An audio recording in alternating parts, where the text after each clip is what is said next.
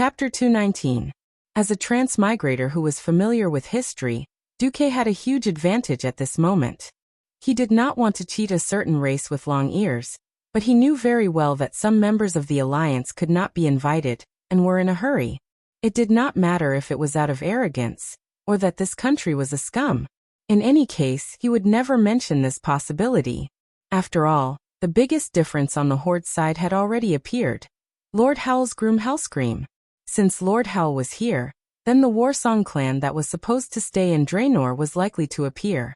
No, it was very likely that they had already appeared, on the other side of the Solder Bridge. It was just that the ones attacking the bridge now were unknown small clans, so there was no way to confirm it. Since Ghoul, Dan had reopened the Dark Portal, then the clans that were supposed to stay might appear. For example, the future Lich King Nazul Shadowmoon clan, or Kargath Bladefist Shatterpalm clan. There were more than 10 famous clans. Now that the Blackrock clan was heavily injured, any reinforcements were possible. For the final victory, Duque had long decided to drag down more of the original allies that belonged to the alliance. Duque retreated after he finished speaking. King Tyreenas of Lordaeron raised his head slightly. All right, everyone, do you have more information about the evil orcs to share with the kings here? The surroundings were silent. If not, I suggest that we start voting now on whether to form a strong alliance to fight against the evil orc tribe that is bent on conquering the entire world of Azeroth. Please note that we are now discussing the formation of a military alliance. Every country that joins the alliance has the obligation to help each other. They can either provide money, manpower, or directly send troops. Countries that refuse to join will not receive help from the alliance when faced with the Horde's attack. Alright, that's all I have to say. Those who agree to join this alliance, please raise your hand. Originally, the atmosphere was very good. From Lang's point of view with this momentum, forming an alliance was a sure thing. No matter how one looked at it, it would be a matter of course, and all 9 countries would join the alliance. Lang was a little excited just thinking about it. As long as the alliance was formed, would the 9 countries not be able to defeat the Horde? Taking back Stormwind City and rebuilding the foundation of his ancestors depended on this. Who knew that at this moment, Magni's loud voice could be heard again. Hey, wait a minute. Have any of you agreed to help the Iron Forge? Without any reinforcements, just relying on the dwarves in the southern continent to hold back the orcs? Is this what you mean by helping each other? King Tyreenas looked displeased. The dwarves were always so direct. He had to interrupt Magni Bronzebeard. Since we are forming an alliance, we will definitely help each other. What we need to do now is to set the framework, and then decide how to assist, how to coordinate. The dwarf prince, whose beard was so long that it almost reached the ground, showed his straightforward nature. No, I hate to hear the official terminology of you humans. We dwarves are very direct. Is there any help? When and where? Quantity? Personnel? If they can really provide us with enough aid and support, we the Iron Stove Fort will join. If not, then I won't waste my time here. I'll hurry back and kill a few more beastmen. Magni's shameless extortion made all the human kings frown. At this moment, more than one king had his own plans. As a country that had already been attacked, the beastmen were not people who would stop until they succeeded. The dwarves would not give up their own capital. If that was the case, even if the humans did not help, the dwarves would fight the beastmen to the death, and drag down a large portion of the beastmen's forces. In a split second, more than one king was prepared to abandon the dwarves. In history, they did the same. In fact, this was not a very nice thing to do, and it caused a few countries in the alliance to appear united, but actually divided. In the original process, the dwarves only officially joined the alliance when the humans attacked the wetlands and broke into Dan Maluo, saving the dwarves who had been bitterly defending for a long time. But Duque was here. Enough! Duque suddenly shouted. Since you dwarves see the alliance as an exchange of benefits, then we can do it, seeing that we have a common enemy. In 3 days, Stormwind's fleet can reach the deep waters southeast of the wetlands, Blackwater Moor. We will give you 10,000 peacebloom and silverleaf flowers, 20,000 heathergrass, and 5,000 setback grass. In exchange, we need 15,000 fine steel longswords made by the dwarves. If you don't have them, You can use the standard dwarven battle axes instead. Anyone with a bit of common sense would know that these were low-grade alchemy materials, used to make low-grade healing potions. In a war of this level, high-grade materials were not used much, because high-grade alchemists were needed, and the production would decrease. In contrast, low-grade materials were more useful because alchemy apprentices had a lot of them. Finished products were hard to get, but getting potion materials was definitely a pleasant surprise. Magni was stunned that Duque was so well prepared. Iron Stove Castle did need help, but Magni was putting more pressure on the newly formed alliance. He did not expect the humans to have any preparations. In his imagination, it would take at least half a month to prepare. He only wanted a more specific promise from the human kings, so that he could confirm whether the humans wanted to use the dwarves as cannon fodder. But Duque had undoubtedly outmaneuvered him. This was a meeting of the kings, and Duque would not make empty promises. Either Duque was the biggest liar, trying to trick him into joining the alliance on behalf of the dwarves. Either that, or the Stormwind Kingdom had really made ample preparations for this war. It was obvious that the Stormwind Kingdom had come prepared. Stormwind, who was eager to destroy the orcs and restore their kingdom, would not trick the dwarves on such a matter. Magni froze, and his expression turned from anger to joy. It was ecstasy. The dwarf prince was also shameless. No, it should be said that he had no shame or integrity to speak of. He immediately apologized. Sorry. My heart was filled with thoughts of my brothers and sisters in Iron Stove Castle, who were injured and unable to receive treatment. I was too emotional. I should not have doubted you humans. Lang had no idea that Duque had done so many things. Lang knew that Duque would never lie to him about such things. He stood up. Prince Magni Bronzebeard, as long as we join the alliance, we will be brothers in life and death. I can promise you that Benedict, the Archbishop of Stormwind, will be willing to lead the priests to our brothers in the alliance to help heal our allies. Chapter 220. The Archbishop of Stormwind. This was a huge bet. Lang had always been known as a wise king. As the dwarf kingdom not far north of Stormwind, Magni obviously trusted Lang more. As for Terina's, who was full of official words but had no substance, Magni raised his hammer. I represent the Iron Furnace Castle's bronze-bearded dwarves in joining the alliance. Terina's was not happy with Magni stealing the spotlight, but he would not make things difficult for the dwarves. After all, it was not his Lordaeron that had pledged their support. Then let's vote. The Stormwind Kingdom agrees. Ryan almost rushed to express his opinion. Everyone knew that Stormwind, which had lost its capital, was the most miserable. There was no point in pretending to be in a hurry. It was better to be the leader and promoter. King Dahlin and King Salas spoke at the same time. Kultiras agrees. Stormguard agrees. At this moment, for countries had already agreed. As long as the leader of the Lordaeron Kingdom agreed, the alliance would be formed. At this time, the calm King Terina's raised his hand. Lordaeron agrees. As the strongest human kingdom among the 7 major human kingdoms, the Rotterdam Kingdom's approval was expected, be it out of respect for their status as the leader of the various kingdoms, or as a response to the chaos caused by the orc slaves a few days ago. The Rotterdam Kingdom had to join, and with Lordaeron's participation, the remaining Dalajan, Gilnis and Alterac, who were slightly hesitant, also joined. At this point, the 7 human kingdoms and the dwarves had all joined. All the kings and princes looked at the lowest-ranking representative in the throne room. Kuel Salas, member of the Silver Moon Council, Dakin. Faced with dozens of burning gazes, the handsome high elven mage raised his long eyebrows, took a sip of the best black tea produced by the Rotterdam Kingdom, and then said in a nonchalant tone, "I'm not interested in the matter." After discussion between the Silver Moon Council and His Majesty Anastrian Sunstrider, Kuel Salas will not join this alliance. But as a symbol of our friendship with the humans, we will give you the necessary assistance. Not joining the alliance? Give the necessary aid?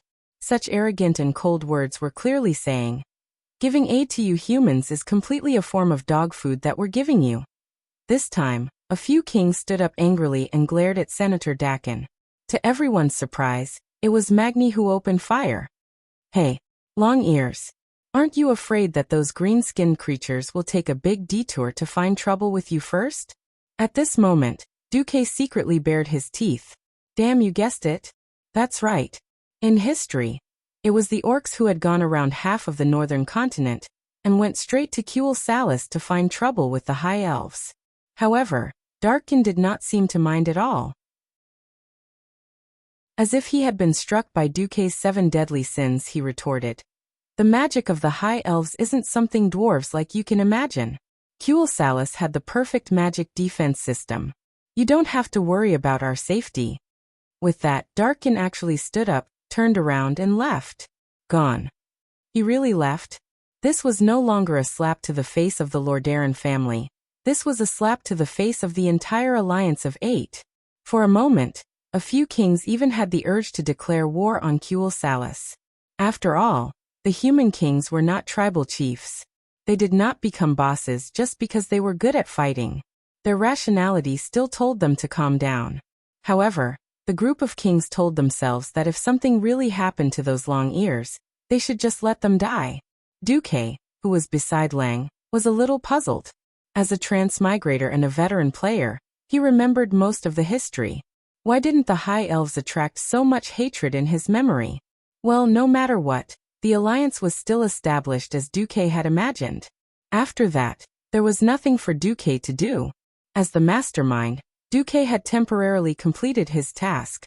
The rest of the matters such as distribution of military supplies, coordination of military operations, and intelligence gathering had nothing to do with Duque.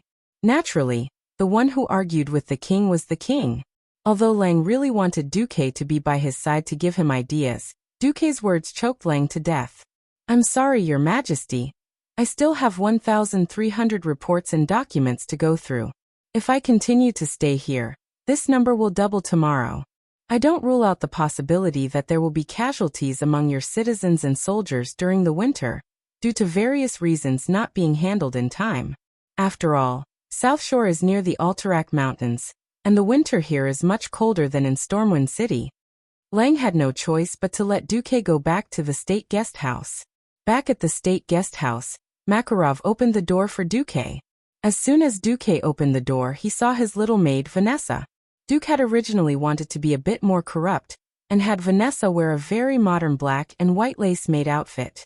Then the extremely independent Vanessa ignored the orders of the Duke of Karazhan, and the Sky Mage Duke. She removed all the fancy lace on her own. The low-cut front lapel was removed and it became tight.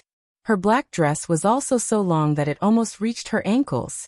Don't even think about cat ears or anything like that. Alright. This was the maid outfit of this era. Duque wanted to say something more, but Vanessa snorted and turned away, not even looking at Duque. Duque would not go so far as to kill a 13-year-old girl. He just wanted to look good. It was not against the law. Sob sob.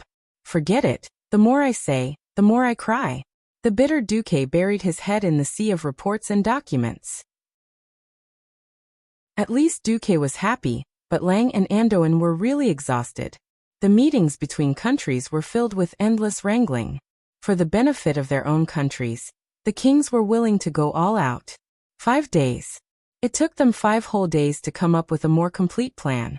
The alliance this time was also officially named the Rotterdam Alliance, just like in history. In fact, it was not until the Rotterdam Kingdom was destroyed in the future, when more races joined the alliance, that people removed the word Rotterdam from the front of the alliance and called it the Alliance. It was 1 more day than the 4 days in Duque's memory, mainly because Lang did not die. Also, the kings were not willing to let Turinas be the leader of the alliance, because they felt that Turinas Menethil wanted to take the opportunity of the Horde invasion to complete the unification of the human countries, and turn himself into the second Thoradin the Great. The kings of the 6 countries were sensitive to all this, and they all resisted Turinas' complete control of the alliance. In a sense, compromise itself was a part of politics. Sensing the strong opposition of the kings, Turinas did not insist too much. Finally, on the 5th day, he made a suggestion that he thought was very cruel: to let Lothar, the son of Thoradin the Great, be the supreme commander of the alliance, while he would only be the leader in name. The countries would have to provide troops to Lothar according to their national strength. Chapter 221. It had to be said that Turina's Menethil II's combat power was almost equal to 0, but his political value was definitely 100. While the king was still alive and kicking, he made a subordinate of the king the commander-in-chief of the 7 kingdoms. What else could it be if it wasn't an attempt to drive a wedge between the 7 kingdoms? Of course, Turina's also said in a dignified manner. Since our ancestors once gathered under the flag of Thoradin the Great more than 2,000 years ago, let us, the new alliance, look up to the same flag. After all, the 7 kingdoms were of the same origin, and Lothar was indeed the best flag. Clan was also a king with supreme boldness and magnanimity. While Lothar was hesitating, Clan agreed immediately. Don't hesitate. Anduin, you are our hope of reviving our kingdom. From the moment we left Stormwind City, didn't we swear together that we would revive Stormwind no matter what? Have you forgotten our oath? But I don't care about those empty titles. You are still the loyal you, and I am still the me who believes in you. Even if you don't believe in yourself, you have to at least believe in me, who has always believed in you. As long as our will and beliefs do not change, why should we care about the lies of others? Besides, if it's you, so what if I give the throne to you? I believe that if Stormwind is in your hands, it will also stand tall among the nations of the world. His words were very serious, so serious that it made all the sowing of discord lose its meaning. Moreover, he said it in front of the kings of the alliance. If Anduin Lothar was really a despicable person, it would not be impossible for him to seize the throne of Stormwind with the testimony of the kings. Clan's words caused all the kings to be moved. However, these words that were almost tongue-twister expressed Lang's most sincere and complete trust. It was a supreme trust that surpassed life and the inheritance of his children. No. Lothar had wanted to refuse, but after seeing Lang's passionate and sincere eyes, his heart softened a little. After thinking for a moment, Lothar said, "Then Lang, I hope to become a duke, at least as the Duke of Stormwind." Lothar was interrupted before he could finish. No. King Turina's walked over. Although he was under the gaze of the other kings, his voice was so soft that Lothar and Lang were sure that they were the only 2 people who could hear him. Turina's explained, "Trust me, as a king, a duke of another kingdom and a knight of another kingdom walking around my territory, these are definitely 2 different mental states." That's right, in the eyes of the kings, knights were insignificant, but dukes were the pillars of the country. Lothar's eyelids twitched. Perhaps you might think that I'm trying to sow discord between you and your subjects, but unfortunately, this is the only choice. The ruler of Lordaeron continued to explain in a low voice. Every king wants to deal with their tribe's problems on their own. At the same time, they are very reluctant to see another king enter their territory. Sir Lothar, you are not a king, and your position is not high, so they don't think you can gain anything from this.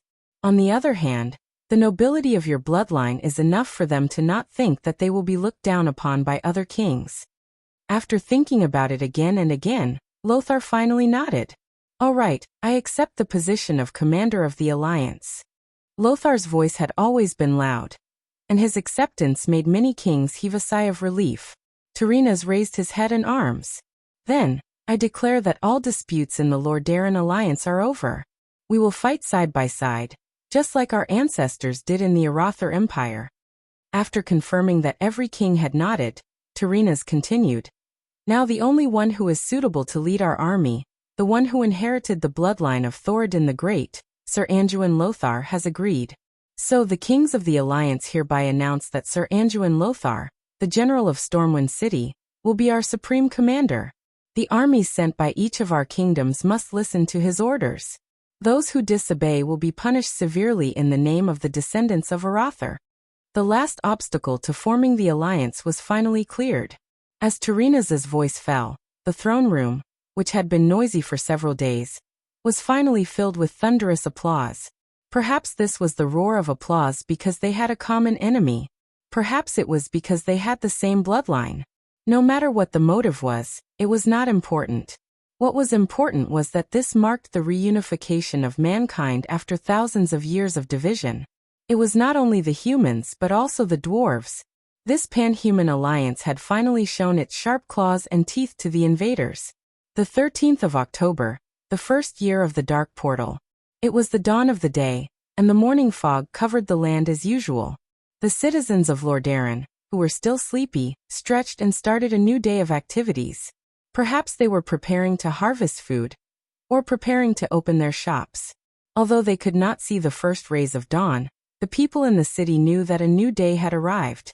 The light fog enveloped their beautiful brick and wood houses, and also covered the wide streets of the capital with a thin layer of gauze. Even so, this was still the beautiful Lordaeron that they were familiar with. Everything in their sight, the sounds in their ears and the calm atmosphere of the city, everything was the same as before. But the next moment, as the messenger cavalry shouted along the street, everything was different. They shouted as they galloped. This was a method of spreading news that was only used when there was news of victory. It had been many years since the citizens of Lordaeron had encountered this method. Yes, the last time was when the heir of King Tyrrhena's Prince Arthas was born. On this day, every citizen of Lordaeron heard this news. In order to deal with the increasingly rampant orcs, Lordaeron, the 7 human kingdoms, and the dwarf kingdom of Cosmodan have formed a pan-human alliance, the Lordaeron Alliance. The leader of the alliance will be King Tyrrhena's Menethil II of Lordaeron. The supreme commander of the alliance will be the direct descendant of Thoradin the Great, the noble Sir Anduin Lothar. All allies must send troops, money and manpower for Lothar to use. The most revered Archbishop of the Holy Light, Alonso's Fail, announces that the Lordaeron Alliance is the representative of justice. The Church of Holy Light will join the alliance in the form of a church, and give every soldier of the alliance the blessing of the Holy Light and supreme courage. Within 3 days, this news spread like it had wings, and the entire world of humans and dwarves was excited.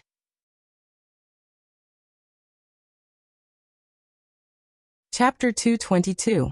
In fact, many things happened on the 12th of October. Firstly, Lothar's military rank was set as the Grand Marshal of the Alliance. In order to show respect to the descendants of Thoradin the Great, the kings who joined the Alliance army were all admirals. Hence, there were the magical military ranks such as Admiral Lang Rin and Admiral Dalen Proudmoore.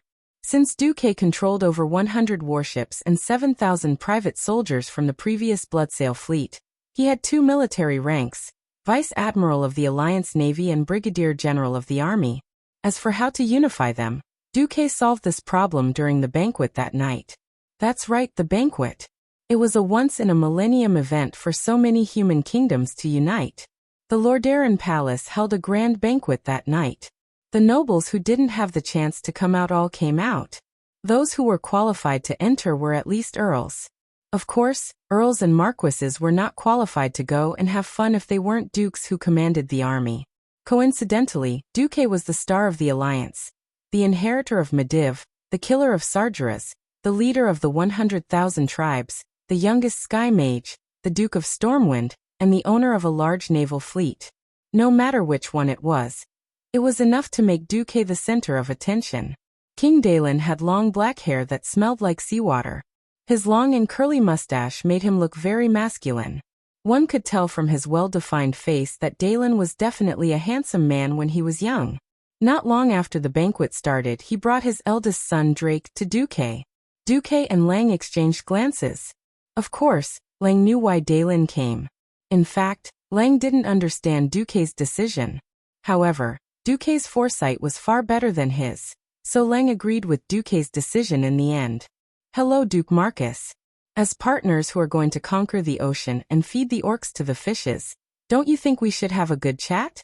Dai Lin raised his crystal plate full of wine and touched it with Duque's plate. The two looked at each other and smiled.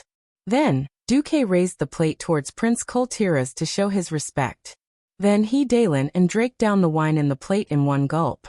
Actually, I'm very envious of you mages. You use powerful magic to easily seize a fleet. You should know that it would take at least 3 years, even if all the shipyards in Koltiras worked day and night. Duque smiled but did not say anything. Your Majesty Proudmoore, You're not thinking of asking me for the fleet that I obtained from the Bloodsail pirates, are you? No. No. No. Don't underestimate me. Even though most of those guys are from Kultiras, since you didn't get them from Kultiras, they are your spoils of war. Even if my men don't like them, as long as they still have the insignia of the Alliance on their ships, they are still our comrades. King Dalen was obviously a heroic man of the sea. If this was the era of the universe, he would be the overlord of the universe who said, "My journey is the sea of stars." Normal people would find it hard to dislike such a straightforward man, unless they were his enemies. Duque smiled. It was just as straightforward. Not only that, but there was also a kind of holy light in his smile. No matter who saw it, they would think that he was a selfless saint. That's right. Duque inherited the moral integrity of Mediv. According to the system notification, moral integrity, divine skill, hypocrisy. Because the humanity you obtained is far beyond what you should have. If you let this part of humanity temporarily control your body, you will become a holy existence in the eyes of the world. You will be more like a saint who serves the public for the sake of the world. All beings of the non-evil alignment will believe you more easily. Duque opened his mouth. He didn't even deliberately lower his voice. No, actually, I want to say that I will be more at ease if my fleet is handed over to His Majesty Dalen, who is an expert in naval warfare. Dalen and the Drake father and son were stunned. They almost doubted their ears. Not only them, but even the surrounding nobles who were listening to their conversation were stunned. Dalen frowned. Duke Marcus, actually, I didn't mean. I know, but after serious consideration, this is the best choice to maximize the combat power of the Alliance's navy. In fact, I have also discussed this with His Majesty Rin, and His Majesty also supports my decision. As soon as Duque finished speaking, King Lang also walked over and nodded to Dalen with a smile. Duque continued. I may be a genius, but only in the field of magic and strategy. I am a novice in naval warfare. Over 100 warships can only be used as transport ships in my hands, but in His Majesty Proudmoore's hands, it is an unparalleled weapon that can send thousands of orcs into the sea to hell. If it weren't for the fact that the final control of the Nagas and Murlocs is in the hands of my master, I would even be willing to give them to your Majesty to command. Please don't shirk this responsibility. This is for the Alliance. Lang, who had thought it through, was extremely open-minded. As soon as Duque finished speaking, a commotion quickly spread out with the four as the center. There were murmurs of admiration around them. This was what it meant to serve the public, and what it meant to look at the overall situation. Which king didn't have their own plans for forming the alliance? Dalen was definitely very envious of Duque's fleet. In private, he had complained to his son more than once that Duque recklessly wasted God's resources. Now he said for the alliance. A fleet of over 100 warships was transferred just like that. What kind of internationalism was this? After all, if Dalen was sinister enough, he could completely wipe out Stormwinds' hard-to-come-by assets. With Duque being so magnanimous, Dalen's small complaints had long since flown out of the atmosphere. Dalen raised the wine plate that the waiter had filled for him and said loudly, "Did everyone hear that? Lieutenant General Marcus is willing to transfer all the warships to me, Dalen Proudmoore, for the alliance." Yes, the aristocrats said in unison. Since His Excellency Marcus is willing to make such concessions for the alliance, then I, Dalen, cannot fall behind. I, Dalen, hereby swear in the name of Thoradin the Great's collateral descendants that I will not mistreat the fleet that His Excellency Marcus gave me. Even if Kurtira's first fleet is wiped out, I will not let His Excellency Marcus' fleet be wiped out. The uproar spread like ripples and quickly spread throughout the banquet hall. Everyone applauded. They praised Duque and Lang for their magnanimity. What the alliance feared the most was that the kings would be secretive and unwilling to send out their main force. In the end, Lothar was likely to become a lone commander. Now, it was clear that Duque had made a good start. With Duque taking the lead, presumably the other kings would be too embarrassed to send out their ugly second-line troops.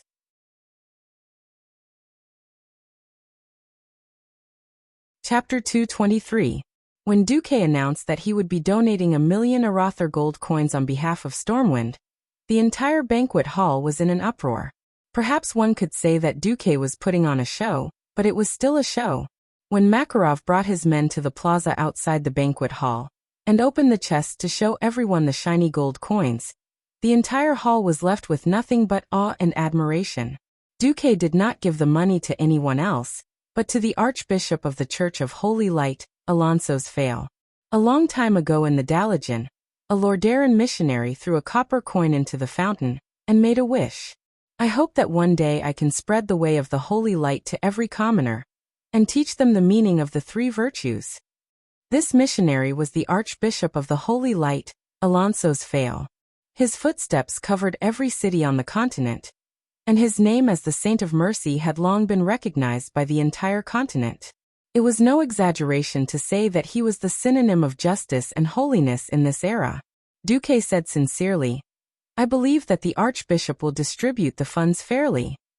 Every king was willing to believe in Alonso's character. All of a sudden, the losses caused by the invasion of the Horde did not seem to be too painful. What did 1,000,000 gold coins mean? Among the 7 kingdoms, this was already the annual income of a mid-tier kingdom. For example, a small mountainous kingdom like Alterac only had a few 100,000 gold coins in their treasury. Of course, this had to do with the fact that the king's territories were poor, while the Bear of family was extremely rich. The only ones who could easily take out 1,000,000 gold coins were courtiers, who traveled all over the world as a merchant, the inhumane mage kingdom of Dalaran, and the Rotterdam kingdom, which had the most fertile and rich land. Now Duque's act of sending money after the fleet was like adding fuel to the fire. All of a sudden, the pretentious souls of the kings were awakened. Courtiers 2,000,000. King Delin, who had just received the benefits, raised 2 fingers. The Dalajan speaker, the old man who read Tycoon and wrote Antonidas, smiled and raised 3 fingers. Since the small countries below were acting tough, the king of Lordaeran, who considered himself to be the #1 fighter in the world of acting tough, raised his palm. Hiss. After the nobles gasped, they naturally burst into thunderous applause. An astronomical figure of 11,000,000 gold coins. Just thinking about it made his whole body tremble. But if you thought about it, you would know that Turinas was very smart. It was because the Rotterdam kingdom would definitely send out the most troops. If nothing went wrong, he would be the one who would suffer the most losses. In fact, it was very likely that the money would end up in the hands of the Rotterdam kingdom. But it didn't matter, the effect had been achieved. Originally, during the meeting, they hadn't decided how many troops each clan would send. As the commander of the alliance, Lothar had to discuss these matters one by one. This was the public relations of the banquet. Lothar didn't expect Duque to put on such a good show, which greatly lightened his workload. Archbishop Alonso struck while the iron was hot. For the future of mankind, for the future of this world, it's a good thing that the countries have the money to contribute and send their troops, isn't it? Of course, as the leader of the alliance, I announced that the first batch of troops from the Rotterdam kingdom will be led by Duke Alexandros Mograine, and his deputy will be General Abendis. The first batch of troops will be 100,000. 100,000 troops. How bold was that? It was definitely the most exaggerated standing military force among the kingdoms that had yet to enter a full state of war. One had to know that Stormwind City, which originally had 20,000 to 30,000 regular troops, now had 50,000 elite troops. Of course, the war potential of the Rotterdam kingdom was far more than that. The other kings who couldn't afford it were embarrassed. King Salas of Stormguard said loudly, "The Arthi Highlands don't need any knights for the time being. Chief Commander Lothar, you will see the Highland Knights of the Torrential Fortress within a week." King Zeon of Gilneas said in a low voice, "You will see the 1st, 2nd, and 3rd Infantry Regiments of Gilneas." At this time, King Eden of Alterac, who had always been experienced and tactful, couldn't keep his face any longer. "The Eagle Knights of the Alterac royal family will be under your command within a week. Chief Commander Lothar." Knights and cavalry were 2 different concepts. Even though they were both riding horses, knights were much more superior than cavalry. Every knight had to start as a poor knight candidate. They were usually servants who followed official knights to learn horsemanship, combat, etiquette, and other knowledge. Then they had to prepare a warhorse and a set of armor. Don't underestimate a set of armor. A qualified knight's armor, unless it was passed down from generation to generation, was not something that ordinary people could afford even if they worked hard for a lifetime. If it was before Duque's transmigration, it would be equivalent to preparing 1 million RMB. Note that this was only the price of the armor, not the horse. Not just any horse could be used as a warhorse. Ordinary horses could not possibly bear the weight of a few hundred kilograms of armor and human. It was not cheap for a warhorse to bear such a weight and charge at high speed. If converted to RMB, it would be more than 500,000 renminbi.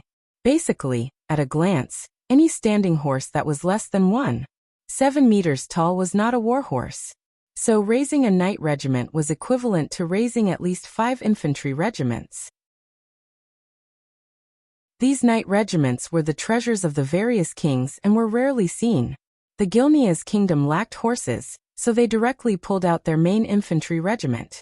When Antonidas told Lothar that there would be a group of 200 mages led by one of the 6 members of the Kirin Tor Council, Lothar was grinning from ear to ear. He gave Duke a thumbs up. "Thank you, child. I see a holy light in you. You have a beautiful heart that shines brighter than gold." The next moment, when Alonso's wrinkled hand touched Duque's shoulder, Duque's entire body emitted waves of gentle platinum light. This was the effect of Duke inheriting the moral integrity of a certain mage god. Haha. Child, I didn't expect that apart from your amazing talent in the path of mystery, you also have unparalleled talent in the path of holy light. If one day, you can't continue on the path of mystery, the Stratholme Cathedral's door will be open for you. Awkward. What an awkward situation. So after inheriting Mediva's moral integrity, I can become a holy priest? Duque thought that as a modern transmigrator, even if he became a priest, he would only be a shadow priest. This feeling was really like a dog crying. Not only Duque, but the other nobles were also pointing at Duque. No one thought that Duque, who burned 100,000 orcs to death, had the heart of a saint.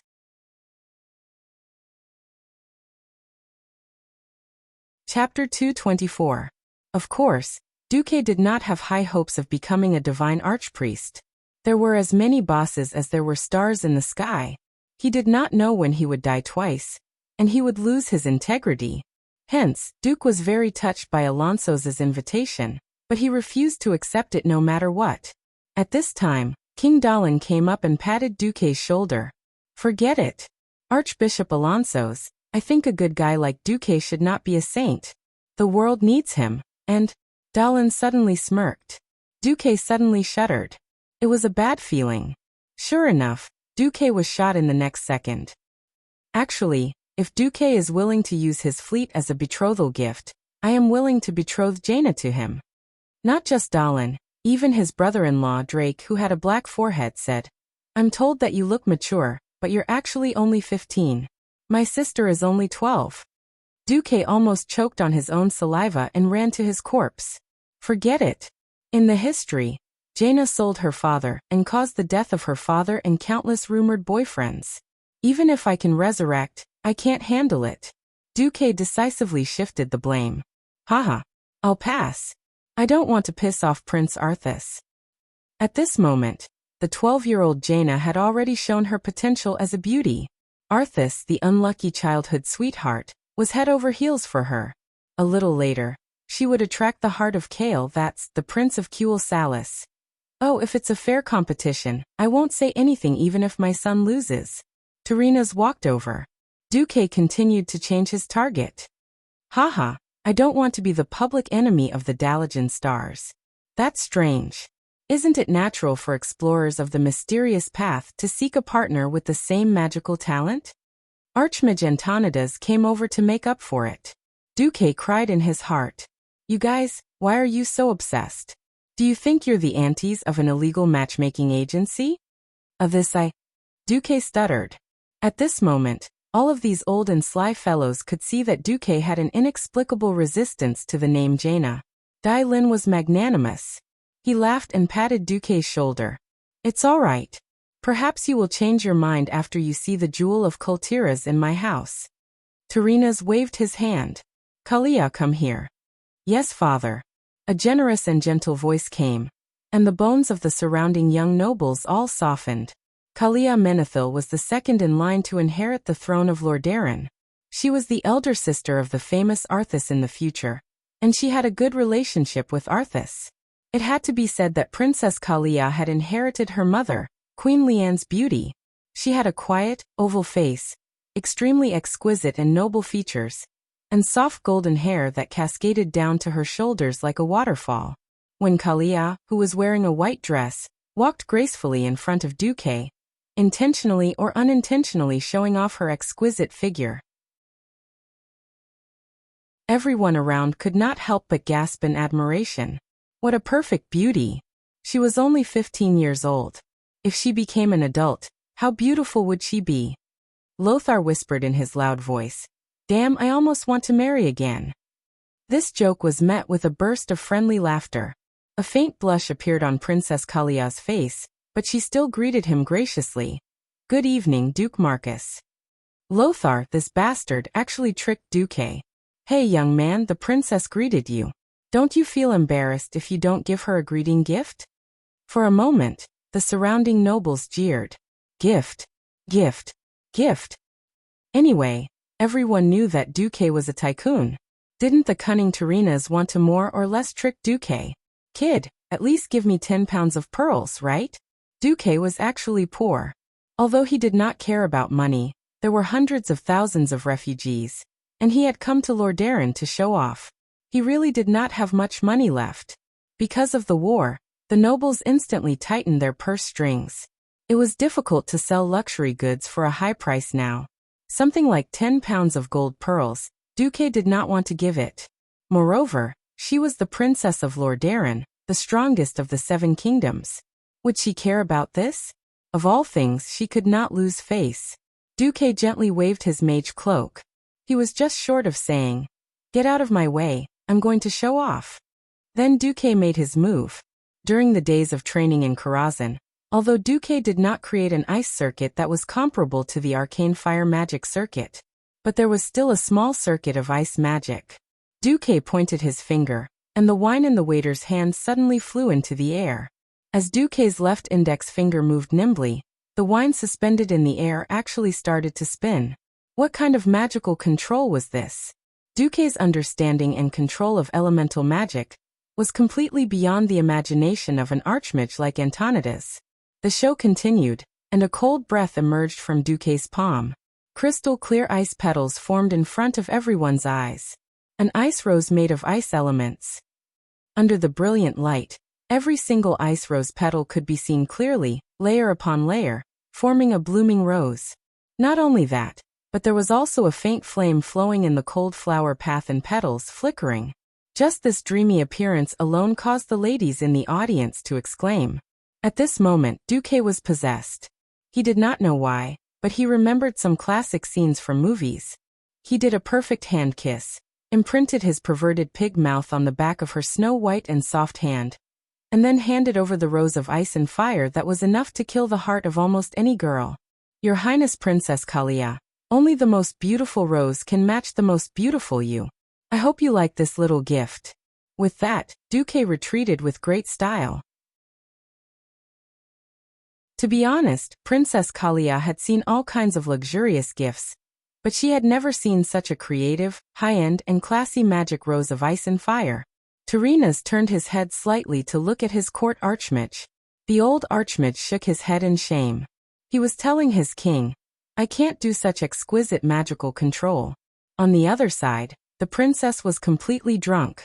Her aqua blue eyes stopped moving, and in her field of vision, there was only this beautiful dreamy rose. The flickering flame in the rose had attracted all her attention. She did not even know that her face was blushing so beautifully.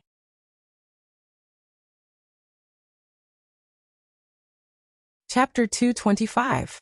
Her Royal Highness even forgot to return the greeting. After a full 10 seconds, she seemed to have snapped out of it and raised her head. She lifted her skirt with her left hand and bowed gently. "I'm sorry I've been rude. Thank you, Duke Marcus. Your gift is so perfect that I was dazed." Beside her, a noble girl had already whispered, "Oh my God, if someone proposed to me with such a rose, I'd probably be willing to marry him immediately." Her unrestrained voice made Princess Kalia blush all the way to her neck. She suddenly turned around and walked away. Sorry, I'm a little uncomfortable. I've been rude." The nobles who were left on the ground were all shocked. How is this uncomfortable? It's clearly the most dazzling pearl of the Rotterdam kingdom. Her Royal Highness is tempted? At this moment, all the big shots present felt a jolt in their hearts. The situation seemed to be a little subtle. No king was a fool. Everyone could tell that although Stormwind was defeated, it was still victorious. They could still maintain their vitality under such a great disparity between the enemy and their allies. Lothar was very outstanding, but his excellence was still within the scope of human imagination. Duque was different. Not only was he ridiculously young, he also lacked courage, wisdom, strategy, and strength. He fought the demon king Sargeras, set fire to the orcs, and saved 50,000 elites with an ice ship. If all of that was just limited to rumors, the establishment of the alliance after Duque came to the Rotterdam kingdom was really seen by all the big shots. Everyone knew that without Duque's intelligence and deductions, the alliance would not have been established so quickly. Everyone knew that without Duque, the kings would not have made a promise so easily just now. Perhaps without Duque, the alliance would still be established, and the troops would still be sent. However, with Duque, the process would be accelerated by who knew how many times. Which one was the most anxious now? Of course, it was Stormwind who had lost their territory. Without Duque's operation, Stormwind would only be left with a group of refugees and defeated generals. Even if the refugees survived, they would only be absorbed by the countries in the northern continent. They would become expendable in the war. The destruction of Stormwind was equivalent to a disguised war bonus for the other countries. Stormwind, on the other hand, would only be an empty shell. It would be controlled by the various countries. How could it be as free as Lothar was now? Even if the other 7 countries all retreated, Lothar still had 50,000 elite soldiers to fight one last time. This was the confidence of one's family. In the eyes of other kings, Stormwind, who had lost his territory, was full of treasures. And Duque was obviously a gem among them. King Tyrrhenas stroked his long beard.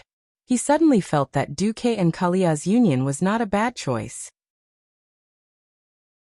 King Tyrrhenas said, "Duke Marcus, the royal family of Lordaeron is having a small banquet tomorrow night. Are you free?" Facing the king of Lordaeron's gaze, Duque shivered slightly. "Did I act too tough just now?" Sorry, I have to deal with more than 800 documents every day. I've accumulated a lot these days." Duque seemed to be very busy. Who knew that Tyrrhenas's eyes suddenly lit up? Not only him, but the other kings also stared at Duque like hungry wolves. Duque knew that he had misspoken again. Stormwind is really lucky. My 12 cabinet ministers might not even be able to deal with 800 documents in a month. Tyrrhenas seemed to have found another reason to rope in Duque. Duque's mind was filled with curses. Yes. In terms of magic and strategy, he was starting to mature. But whether it was in his previous life or this life, his political sensitivity was zero. Duque decided to play dumb. After some small talk, Duque was dragged away by Lang. On a balcony, the door was closed, blocking out the noise of the banquet. At this moment, the king, who had always been wise most of the time, seemed a little lonely. "Duque, actually, I want to say, I'm very grateful to you. Without your arrangements, I would have died a long time ago. Most of the soldiers and civilians of Stormwind also died in the city. I wouldn't have formed an alliance today." "Ugh, your majesty, wait, are you? Let me finish. You are a very talented person. To be honest, I always thought that I could give you everything you want, but it turns out that I was wrong. Stormwind is too weak. If you think that joining another kingdom is a better choice, I will give you my blessings." "Wait. Your Majesty. Wait. Are you mistaken about something? I've never thought of leaving the Stormwind Kingdom." Duke, who felt that something was amiss, quickly interrupted Ryan. "But that was an invitation from the strongest nation in the sea, Courtiras, and the strongest nation, Lordaeron." In Lang's eyes, Stormwind was now a broken ship. What kind of joke is this? I just boarded the best ship. And now the captain is asking me to jump ship? Only Duque knew that after a period of time, the 7 human kingdoms, except for Stormwind, were all destroyed or crippled. Duque couldn't calm down at all. He knelt on one knee. Although I wasn't born in Stormwind, I like Stormwind. Here, there is your majesty who trusts me, and there is a commander who is willing to cooperate with me. Here, I can use my strengths. Your majesty, if you still don't believe me, you should at least believe in your deceased good friend, Medivh. Medivh. Suddenly hearing his good friend's name, Lang was in a daze. Yes, you can see Karazhan as a legacy, or you can see it as a deal. Medivh gave me Karazhan, gave me a direct passage to the supreme throne in the mysterious world. As the price, I am willing, and I am also obliged to protect Stormwind. So, your majesty, don't think too much. Even if I marry a noble lady, there will only be one more Duchess of Karazhan, and not one more prince of some kingdom. Hearing this, Lang was finally relieved. At this time, Lothar came over with Archbishop Fael. Lothar quietly opened the glass lattice door of the balcony, and Duque went to open it. Archbishop Alonso's has something to say to us. Alonso's walked over and smiled. I won't take up too much of your time, but I think what I'm doing will be of great help to you and the entire alliance. First of all, Stormwind is righteous.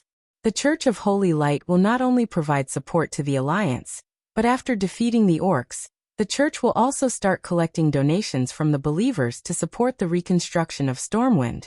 This sentence carried a lot of weight. Lang's Stormwind had almost lost its source of funds, and every bit of support was precious. Thank you, Father. Lang bowed slightly. The second thing, and the most important thing, is that I found a new way to use the holy light. It's an important way to use it.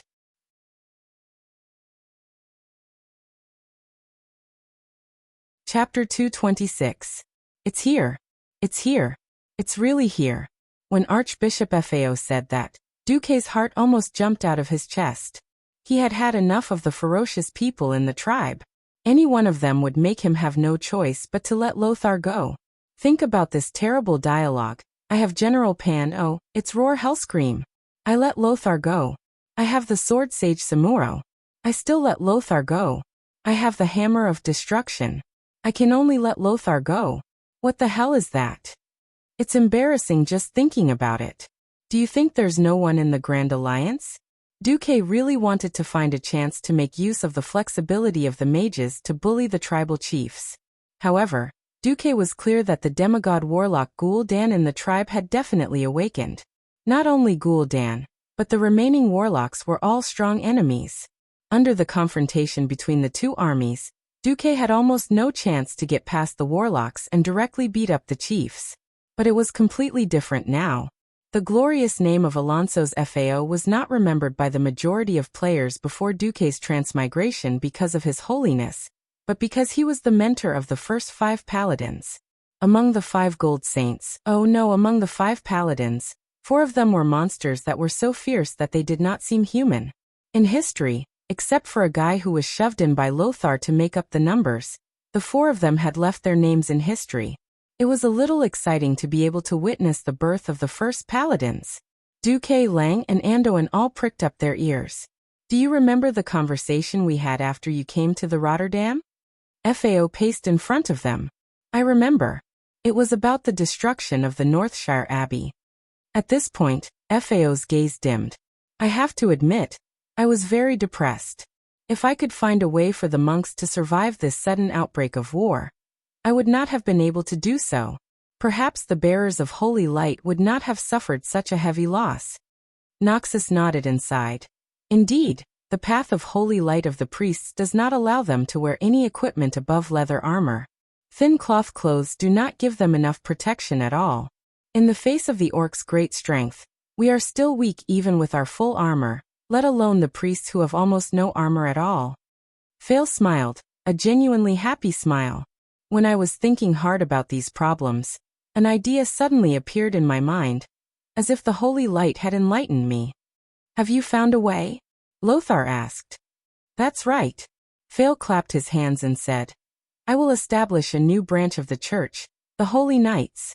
Not only did they have devout faith, but they also practiced a lot of battle techniques. Not only did they receive combat training, but they also received training in prayer and healing. These brave warriors will have both military and spiritual abilities, especially the ability to use the power of the holy light to bless themselves and others. Can you really do it? Noxus was full of doubts. He didn't think that a priest who could only heal soldiers could charge to the front line to kill the enemy. Duque almost wanted to remind Lothar that it was the two he saw in the palace that day. But Duque held back. Fail smiled and made a gesture of blessing. Lothar and the other two saw a wave of holy power suddenly converge from Fail's body, whose whole body was glowing. It gathered above Fail's head and formed a holy seal shining with red light. That holy seal was obviously full of power and strange power, but the three of them felt a sense of peace and tranquility at the same time. An indescribable sense of happiness reverberated in their bodies. Is this the power of the holy knights? Lang muttered to himself. Yes. Fail smiled. Duque impatiently asked, have you found suitable candidates? Actually, I have found 4. You can meet them tomorrow morning. But if you have more suitable candidates, you can also provide them to me. I want to personally enlighten them with the holy power in their bodies in the holy city of Stratholme within a week. At this moment, Duque was excited. This wasn't some fake great master randomly blessing a female benefactor's body. This was the enlightenment of the one and only holy light grand teacher in the world of Azeroth. Perhaps the 4 legendary guys were already very powerful before they became holy knights, but before they were enlightened, there was a limit to how powerful they could be. After enlightenment, their strength would simply break through the sky. Thinking back to history, Weather dared to charge against thousands of orcs with just 12 holy knights. Just the thought of that scene made his blood boil. Easily seeing the eagerness on Duque's face, Lang also smiled. Duque, are you very optimistic about Father Fail's plan? Yes. Absolutely right. That's great. Duque was not stingy with his praise. I think this is definitely an epic-making new force. Not only will I let my follower Reginald Windsor come to receive enlightenment, I strongly recommend that Duke for Dragon come as well. Bolvar. Lang was a little puzzled. Your Majesty, don't you think it's very suitable? Duke for Dragon has an extremely devout faith, a fair heart and superb combat skills. Of course, in Duque's heart, Bolvar was much worse than Anduin at this moment. He would still be sending himself to death if he met the chief of a large clan. After hearing Duque's words, both Lang and Anduin felt that it was a good idea. Anduin asked, "Who will watch over the South Shore army if Bolvar comes over too?" Lang smiled. "Of course it's me, the general of the alliance." After saying that, Lang gently punched Lothar's chest. The unparalleled trust between a king and a subject was completely revealed. "Thank you for your hard work, Your Majesty." Lang waved his hand. "Just get rid of the orcs as soon as possible and take back our Stormwind city." On the morning of the 13th of October, the whole city was in an uproar over the establishment of the alliance. Lothar and Duque arrived at the main courtyard of the Rotterdam Cathedral. They had already had breakfast, and were waiting for the arrival of Archbishop Fail. At the appointed time, the Archbishop appeared and walked over calmly. "Thank you very much for accommodating an old man like me despite your busy schedule." He turned around and waved his hand, and 4 men appeared from the end of a nearby corridor. They walked towards Fail in high spirits. Duque's eyes lit up all of a sudden. 4 burly men, each of them wearing shiny armor.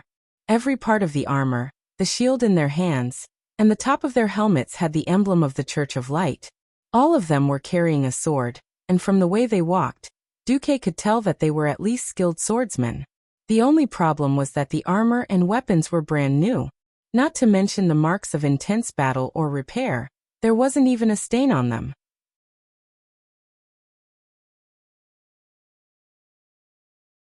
Chapter 227. If he didn't guess wrongly, there might still be some dishes to order now. No, that should not include Uther and Tyrion Fordin. When the orc slaves wreaked havoc in Rotterdam a few days ago, they had already started killing. However, at that time, they were using hammers, and now they were using swords to pretend to be gentle. Come to think of it, They were meeting the commander-in-chief of the coalition army now, not going into battle to kill the enemy. Why would they use the king's hammer? Oh, why would they use the king's hammer? Anyway, in order to give the commander-in-chief a good first impression, they naturally had to look good.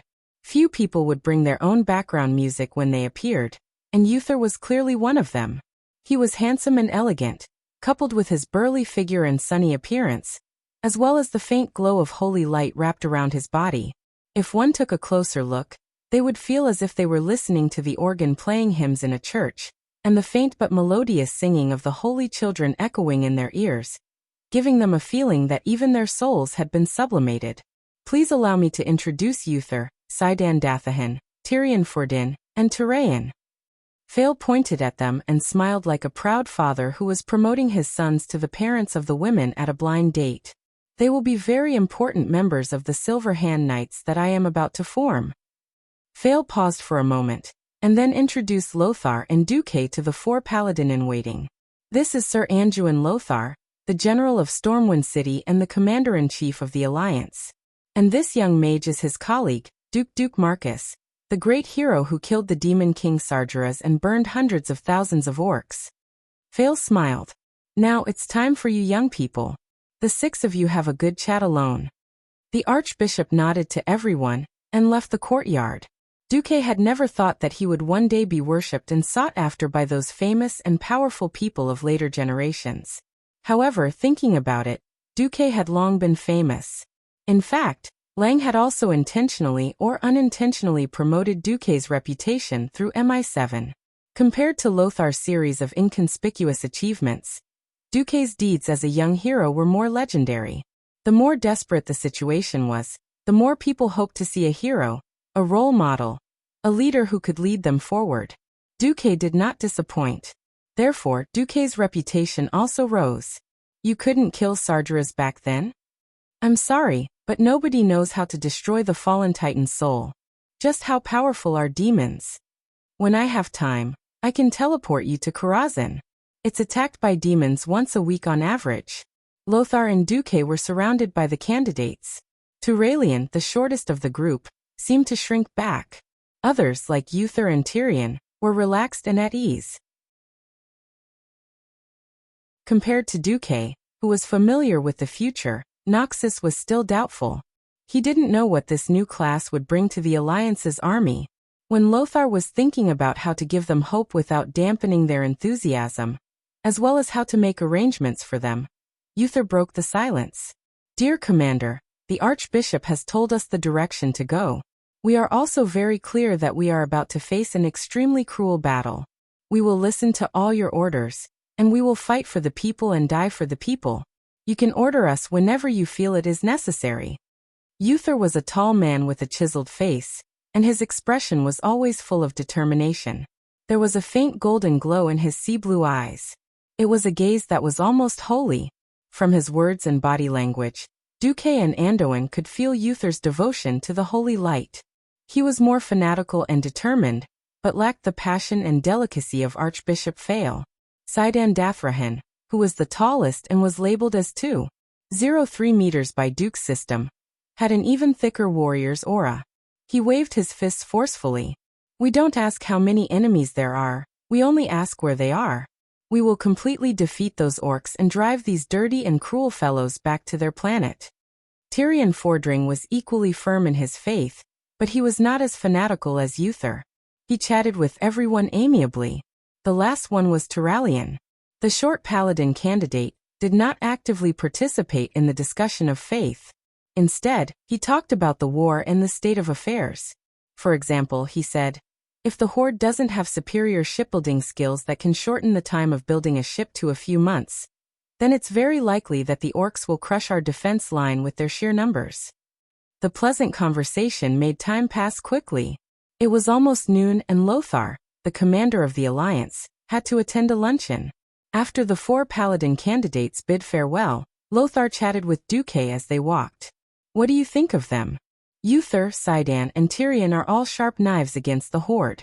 Tiraean is more rational, and his faith may not be strong enough. But he is definitely a talented commander. I'm not targeting their personalities. Lothar frowned and sighed. It's not that I doubt my old friend Alonso's, but I really doubt how useful they are. Why is that? Duque raised his eyebrows. Lothar seemed to be thinking about how to phrase his words, even though he did not think that Duque was the kind of person who would blabber. After a while he said, "There is too little time. They seriously lack the time to prepare. Do you remember what you said? When Stormguard blocks the northern path of the Solder Bridge, then it is estimated that the tribe will arrive in the northern continent within a month or even less." Yes. So what? Didn't you see their performance of killing the orcs in the palace a while ago? Perhaps they are very powerful warriors, but none of them have experienced war as so-called paladins. Of course, I do not doubt their combat ability, but we are not short of warriors. This was what troubled me the most. I had to command a group of professionals who had never appeared in this world before, rookies who had never experienced the test of battle before. Fail wants them to play a role as the core. Core. This is the core. Do you want me to appoint a few rookies as the deputy commander of the alliance?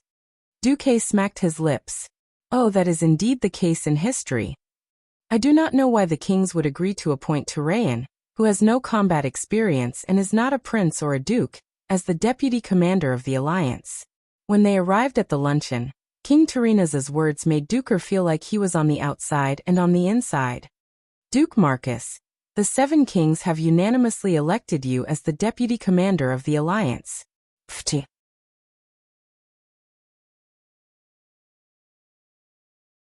Chapter 228. Duque choked on the wine he had just drunk, which amused Terenas and Andoin. Cough, cough, cough, why me?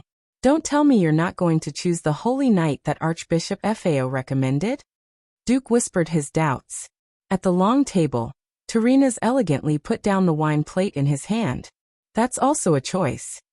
Terenas looked at Andoin, and Andoin immediately gave him a knowing look. Andoin continued. I think it is similar to me being elected as the commander of the alliance. If it were not for you, Duque, perhaps the kings of the 7 kingdoms would choose a paladin recommended by Archbishop Fao, who is more neutral. King Terenas continued. The dwarves only need support. After receiving sufficient support, the dwarves will not have any mobility in a short period of time. But the kings of the 7 kingdoms are different. They have to consider who is more reliable to hand over their troops to. Not to mention that the 7 kingdoms have handed over their elite troops this time. We trust Sir Lothar, but there are times when we need to divide our forces. In fact, it is not easy to find a candidate who is strategic, decisive, and fair enough to be accepted by the kingdoms. Andoin continued. I understand that the Archbishop wants the paladins to perform a miracle, but why should we take an unnecessary risk when there is a better and safer choice? Terenas chuckled, his white hair swaying in the wind. At this moment, he looked a little cute in Duque's eyes. There is a ready-made, publicly recognized, fair and neutral candidate with an impressive battle record. Why not choose a completely unknown newbie? That is the greatest absurdity. Duque was a little embarrassed, and he finally felt that he had changed history. Yes, he had forgotten that he was the most suitable one. In history, Lothar almost went to the northern continent alone. Being born in Stormwind City, he naturally could not affect the interests of the 5 kingdoms of the northern continent, Courtiers. It was the same for Duque. The root of Duque's interests was in the southern continent, and Duque's series of successes, such as the command of the fleet, had successfully conquered the various kings, which was why Duque had risen to power. Turayan, who had ascended to the top in a single bound, also ascended to the top in the following discussion with Lothar. Unfortunately, halfway through his ascension, Turayan continued to be Lothar's assistant. However, he was only an adjutant in the army, not the deputy commander of the alliance, let alone independent military power. In the eyes of King Menethil and Lothar, Bishop Fao wouldn't be dissatisfied with such a high position, even though they hadn't seen the so-called Holy Knight yet. This was all for the sake of the Archbishop. After all, a paladin was a combat profession, not some strategist college or military academy. I'm sorry, Turalian. Duque smiled bitterly in his heart. After that, they talked a lot during the lunch. Tyrrhena's talked about forming the Silver Hand Knights with the Paladins as the core. This was not a short-term matter. First, it would take at least a month to recruit people from Rotterdam, and even the entire northern continent. Then they would train, reorganize, and carry out their beliefs. All of these would add up to at least 3 months to form a combat force. Meanwhile, the Horde's attack across the sea was imminent. After the lunch, during the afternoon military meeting, the hastily built grassroots troop gathered together. The main military ranks of the people present were Commander-in-Chief Andoin, Deputy Commander-in-Chief Duque, Admiral Delin, Vice Admiral Mograine, and Rear Admiral Abendis. Of course, the main reason was that most of the kings had rushed back to their countries to mobilize their troops, and the King of Rotterdam was not good at military affairs. The kings also had a private agreement to prohibit Tyrrhena's from commanding the army. Delin was a king, but he played the role of admiral in the Alliance's navy well, showing his respect for Lothar. The current situation is that my fast reconnaissance ship discovered that the Horde has built a large number of small and medium-sized transport ships, but not a single ship that is comparable to our destroyer. A large-scale sea crossing without any cover? Lothar's head hurt. This is not common sense. That's common sense. Duque calmly reminded. If it were a normal human, it would be impossible for them to climb over the cliffs on the east and north side of Stormwind City to attack the 2 low walls of Stormwind City. In fact, the Horde did it, and Stormwind City fell because of it. No one refuted Duque. Lothar looked up. Who has a more reasonable inference? Duque glanced at Admiral Delin and pointed to South Shore in the middle of the huge map. If I don't have good shipbuilding skills, or enough time to build a large number of battleships to resist the enemy, but I have enough troops, I will use a large number of transport ships to drown the enemy. Delin looked at Duque unhappily. I want to remind you, Deputy Commander-in-Chief, that the first fleet of courtiers has arrived at the dock of South Shore, and the second and third fleets will arrive in 5 days. The storm fleet that Your Excellency passed the command to me is also waiting for orders in South Shore. What he meant was not to underestimate the dominance of courtiers in the field of naval warfare. Very good confidence, Admiral. May I ask how many battleships the 4 fleets have in total? 12 reconnaissance ships, 312 destroyers, 89 cruisers, and 18 large battleships. Admiral Delin puffed out his chest proudly. If the Horde comes with these moving target ships, the courtiers' navy can destroy them all on the sea. Very good number, but what if the Horde comes with more than 10,000 transport ships? 20,000? 30,000? What if the number of enemy ships is far more than the total number of cannons of your army? Duque continued to ask. Delin's expression finally changed. This is not possible, right? Duque pulled out a 3D video. It was a clip of the Horde's laborers sacrificing themselves to attack Stormwind City. Do you see? These are the Horde's laborers. These laborers have no value in the eyes of the orcs, and they will be used as cannon fodder. There are more than 500,000 known Horde warriors, and this does not include these laborers. If I hold this card, I'll build 20,000 transport ships. The first 5,000 will be the lowest number of laborers to maintain the ship's voyage. I'll even use the ships to exhaust the humans' ammunition. When your ship's cannons are about to explode, my official army will arrive. The generals were all numb. Lothar took a deep breath. What good idea do you have? Duque smiled. Please allow me to introduce the South Shore Defense Line.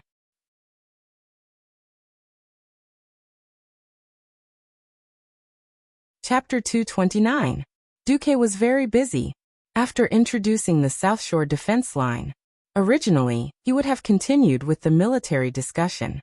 In his imagination, in the next week, all the big shots would be discussing the same thing, which path the Horde would most likely come from, where they might attack, and how to quickly mobilize the Alliance's army to that area. It was autumn harvest time, and not every country was called Lordaeron. Not every country had enough food reserves to feed the entire country for a year. For Gilnis, Alterac, and a few other countries, they had to at least block the damned Horde outside before their important hinterland and crops were trampled. But Duque was invited away. As one of the only 2 Breaking Dawn wizards in the world, Antonidas was a very special existence in the Alliance. He hoped that Duque could participate in an exchange with the Kirin Tor Council. The Kirin Tor Council was fundamentally different from the Tirisful Council that Sargeras had destroyed. The Kirin Tor Council only governed the Dalajan Kingdom, while the Tirisful Council was a world organization that mainly fought against demons and prevented the abuse of magic. Duque couldn't refuse his request. I've already asked the chief commander for leave for you. Although I'm a little sorry, the Kirin Tor Council hopes to meet you in the Dalajan. I'm sure you're familiar with teleportation portals? Antonidas, who had a long white beard that almost reached his belly, chuckled at Duque. Duque nodded. Then, arcane energy flowed out of Antonidas' hands. Spatial lock, arcane energy harmonization, spatial scan, a series of small enchantments dazzled Duque. When he counted to 3, Duque stopped counting. Anyway, the system genie had already recorded it for him. He would study it slowly when he had the time. When he stepped into the purplish-red portal that seemed to be breathing and contained a strange arcane wave, Duque immediately felt the difference in magic between him and Antonidas. With the help of the system, Duque was already very strong. In terms of quality, there was a huge gap between them and even Morning Star wizards, let alone Breaking Dawn wizards. Antonidas had only used the strength of a Morning Star to open the portal. Duque also knew how to teleport. However, when he was traversing through space, Duque was more like playing dodgeball.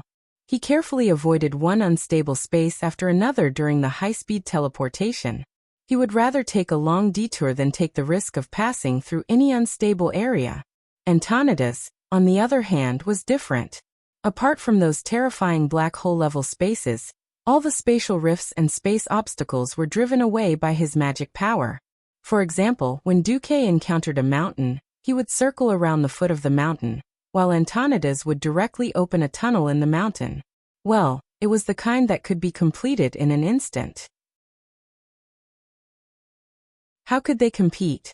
When it came to the use of spatial magic, this revered old wizard was definitely the most reliable after the death of Mediv.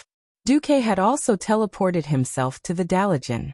His magic was strong enough for this task, but when Duque successfully crossed this daunting distance, Duque would probably vomit and have diarrhea for a while before he could recover. Antonidas's teleportation was as peaceful as Duque's ride in the elevator before he transmigrated. Personally, visiting the Dalajan was a magical feeling. If there was any place in the human kingdom that could be called a miracle, it would be the Dalajan. Located south of Lake Lordaeron, this wondrous city was a combination of wisdom, power, grandeur, beauty, art, and mystery. It was the most dazzling pearl in the entire continent. Even though the Lordaeron kingdom on the northern shore of Lake Lordaeron was equally beautiful, compared to the Dalajan, it still lacked the extraordinary sense of miracle. In the past, almost all human mages in the world studied the arcane spells they learned from the high elves in this city. The mysterious and elegant white towers that spread throughout the city symbolized the wisdom, ambition, status, and power of the mages. Antonidas had invited Duque here when the enemy was right in front of him. Naturally, there was no way he could give Duque any time to sightsee. Duque was directly invited to the Magic Hall, where the Kirin Tor Assembly was located. The Kirin Tor Assembly Hall was a very magical space. Strictly speaking, this place did not belong to the Dalajan city. In a sense, this was already the airspace. If his vision and the system elf's altimeter were not deceiving Duque, this place was 1,024 meters above the Dalajan city. The low clouds were at his feet. Looking ahead, it was already a dark sky with twinkling stars. It was as if a hook had been placed here, firmly hooking the sky and hanging in the air. Only the bright lights of the Dalajan city on the ground allowed Duque to barely see that this place was still a part of the world of Azeroth. Not only did he have the high-altitude view like he was sitting on an airplane, but the space at the top of his field of vision also had slight changes. The space-time fragments that were swept up by the space storm caused the scenery in the sky to change strangely. Sometimes it was the darkness that made people sleepy, or maybe it was the brightness of the rising sun. This was obviously not a scenery that could be seen normally. The 6 council members stood on a huge metal ring that was even higher than Duque. If Duque wanted to talk to them, he had to raise his head, and each of them stood at a 60-degree angle. This made Duque rather unhappy. But what made him even more unhappy was the attire of the council members. Perhaps it was to make the person who was being questioned feel a sense of awe. To outsiders, they could only see a purple headscarf embroidered with the symbol of the Dalajan kingdom, and a huge cloak that covered their entire body. Everything else, such as their body shape, face, and even gender, were concealed by their clothes and magic. What the hell is this? Are they inviting me to be judged? Duque was furious. Antonidas keenly sensed Duque's anger, and he apologized. I'm sorry, the Kirin Tor counselors are all selected in secret. Because we have a more democratic national system. The votes of the counselors on key matters will affect the policies of the entire country. So in order to avoid being bribed, threatened, or any other kind of pressure, other than me as the chairman, they all use this method to meet outsiders. What angered Duque the most was not this, but the look in their eyes. In their eyes there was no such thing as a deputy chief of the alliance, only a lowly sky mage. Enough, Duque shouted, causing the 6 counselors to tremble. I am not a Dalajan mage, and I am not a prisoner here to be judged. Raise my chair. Take off your masks. It is basic etiquette to show your true face. If you can't even do this, I will return now. The alliance will not be unable to defeat the horde without you, Dalajan.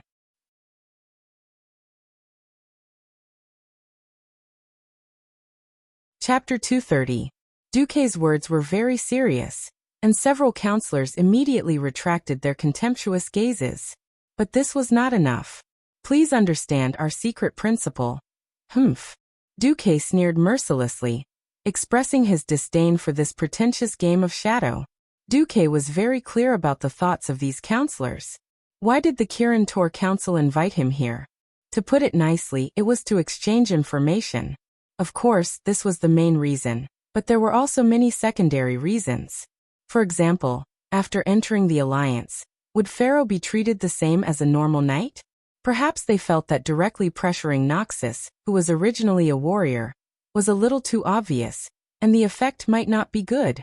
So they first looked for him, who was younger and more familiar with the magical domain. Also, there was another important reason, Karazhan.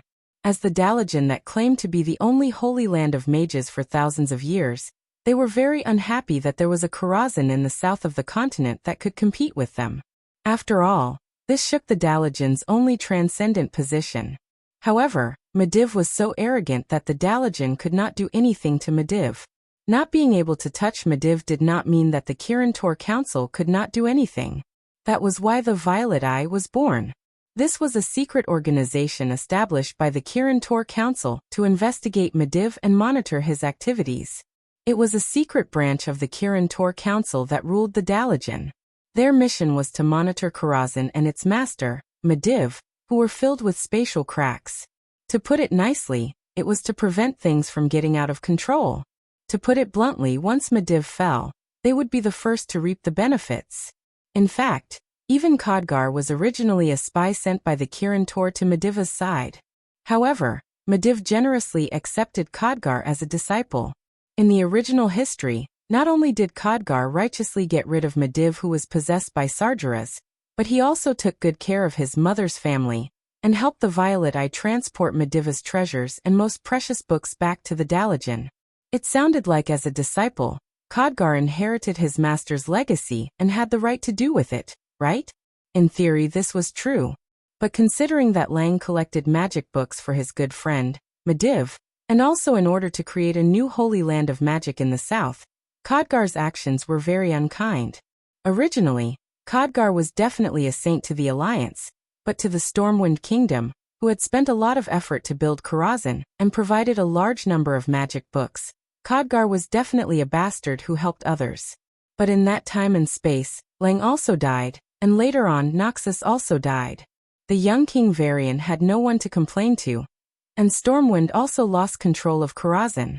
But now Karazhan was in Duque's hands. The Dalajan still wanted to get their hands on it?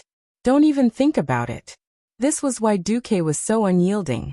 Duque ignored Antonida's explanation and said sternly, "Sorry, I'm a stubborn person. I also have a mysterious talent that allows me to see through appearances.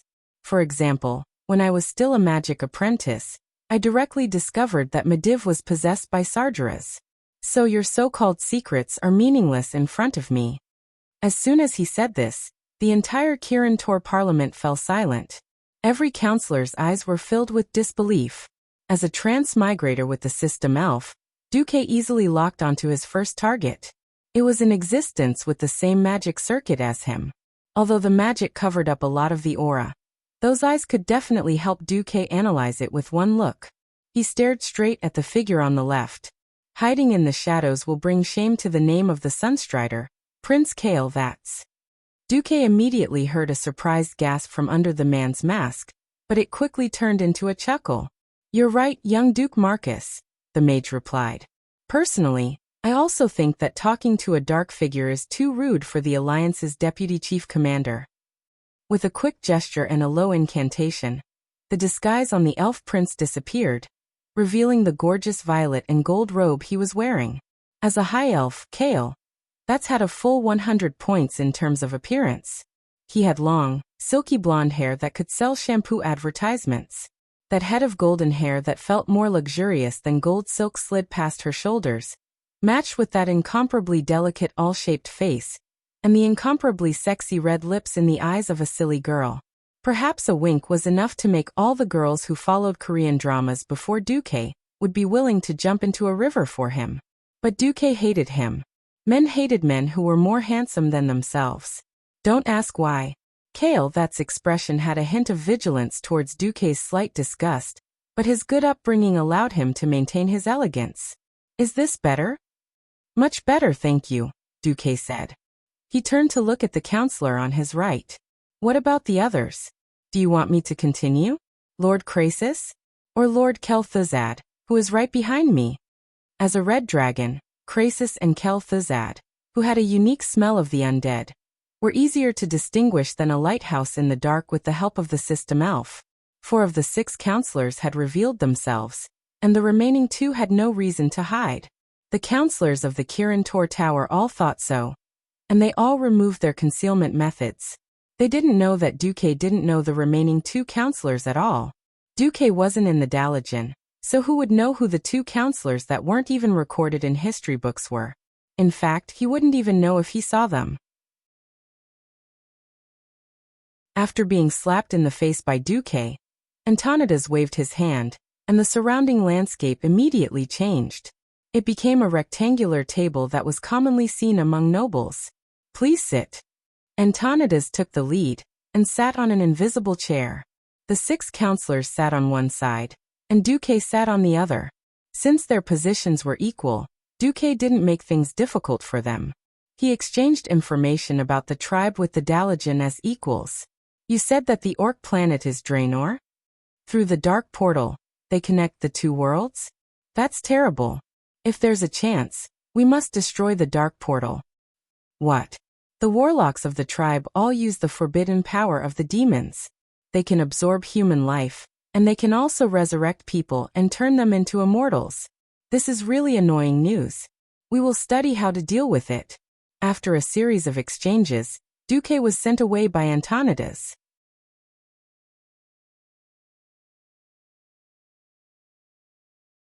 Chapter 231. After Duque left, the 6 counselors returned to their original 6-man council. What do you think? The authenticity of the information is quite high, and it matches what we have gathered. It is obvious that Duke Marcus wants to cooperate with us sincerely. The problem is that he is very wary of us Dalajan, and even slightly hostile. Maybe he knows Khadgar's identity. Sigh. Put the matter of Karazhan aside for later. Right now, the group of orcs who are trying to destroy the entire human race and all other intelligent life on the planet is the biggest problem. I suggest that we form an additional group of mages to participate in the attack on the Horde. This requires an additional counselor to lead. Agreed. Agreed. 3 voices said at the same time, agreed. That means we have a unanimous vote. Alright, who's going? Sorry, my identity is a little sensitive, and my father has not approved it yet. Kael, that was a little embarrassed. It's okay, I'll go. The one who spoke was Krasis. Together with Kel'Thuzad, These two high-ranked mages with strange fates officially participated in the second battle of the Dark Portal. After Duque returned to Lordaeron, he received news that the Dalajan was willing to send an additional group of mages to help, and it was an additional Kirin Tor leading the team. There were no additional requests. Lothar gave Duque a big bear hug on the spot, almost strangling Duque to death. I actually did nothing. Duque felt wronged. No, you making a trip there is the greatest contribution to the Alliance. You don't have to say anything, I know. Lothar was so touched that tears were about to come out. He had gone to Dalaran to threaten them. Just one round of acting tough had such an effect. Duke was speechless at the thought of it. Thinking of the good cards that the Horde would have next, Duque felt that his side was not good enough. Duque had originally wanted to watch the first-generation paladin transform into a magical uncle. Oh, burst. But a piece of news made Duque's good mood disappear. Vara sent a message. The fishman was unstable. At that moment, Duque really felt as if he had just woken up. To be honest, the Murloc army had always been Duque's private territory. I don't care about the 3rd, 4th, 5th and 6th battles. I don't care if the Calamity army runs rampant on the continent, or if Earthes kills his father and teacher to destroy the entire continent. If I really can't handle it, I'll hide in the middle of the sea and become an island master, shouting, I'm going to be the pirate king. At least I won't have to turn into a ghoul. How could he say that the mermen were unstable? Duque rested for a while, and told Anduin that the merfolk in Southshore town were a little troublesome before teleporting away. Originally, Southshore did not have a teleportation point. However, as the inheritor of Astral Mage Medivh and a die-hard fan of Blitzkrieg, before leaving Southshore, Duque had drawn a huge teleportation portal in his temporary wooden house. Right in front of Anduin and Dylan, Duque raised his hand, and countless azure runes floated out of Duque's hand and danced in the air, forming ribbons of runes that spun endlessly. The huge magic formation with a diameter of more than 3 meters spread out under Duque's feet, and everyone was dazzled by it. In the next moment, Duque's figure seemed to have been sucked into a small black hole, and disappeared from the lawn of the palace. Dylan shrugged. Being a mage is really convenient. Once my baby Jaina has mastered it, I'll ask her to play with me. Lothar rolled his eyes. Did you have dinner last night? Of course. Why do you ask? I want to tell you that teleportation below the Breaking Dawn mage level is terrible. There's more than a 30% chance of dying halfway. Even if you succeed, it's very likely that you'll vomit everything you ate yesterday. Duque appeared in Southshore. The dazzling magical radiance alarmed many guards, and Makarov's son even ran over to greet him after waking up. Duque sighed slightly. When he gained more power, he immediately realized that his foundation was weak. If he sent a few people out, there would be no one to order him around. Van Cleef went to the Western Wilderness. Windsor went to Stratholme to be baptized. Makarov and Vanessa were still in Lordaeron. Itana, whose father was a clerk, was ordered around by Duque as an internal affairs officer, and Darnielle was still playing reconnaissance on the other side of the sea. Duke pondered if he should find an opportunity to recruit 2 more underlings to help him. At this time, the commander of the Griffin Legion, General Tom Seamus, rushed over with his guards. Ah, it's Duke Marcus. Your Naga said that you're rushing back, and they want to go ashore. Lang had yet to return to Southshore, and Bolvar had been transferred away. General Seamus became the temporary supreme commander here. He was very nervous, but when he saw Duque appear, he was obviously relieved. Oh, Vara, ask her to come over. Not long after, Vara came over with 2 burly male Naga. Master. Vara and the male Naga bowed together. Duque deliberately said in the Murloc language, What's wrong? Are the Murlocs going to rebel? No, the old blind man and the other Murloc leaders have repeatedly asked to see you, Master, saying that there is a prophet who must see you. I can't suppress it, because tens of thousands of Murlocs followed their request. You can't suppress it? Duque was a little stunned.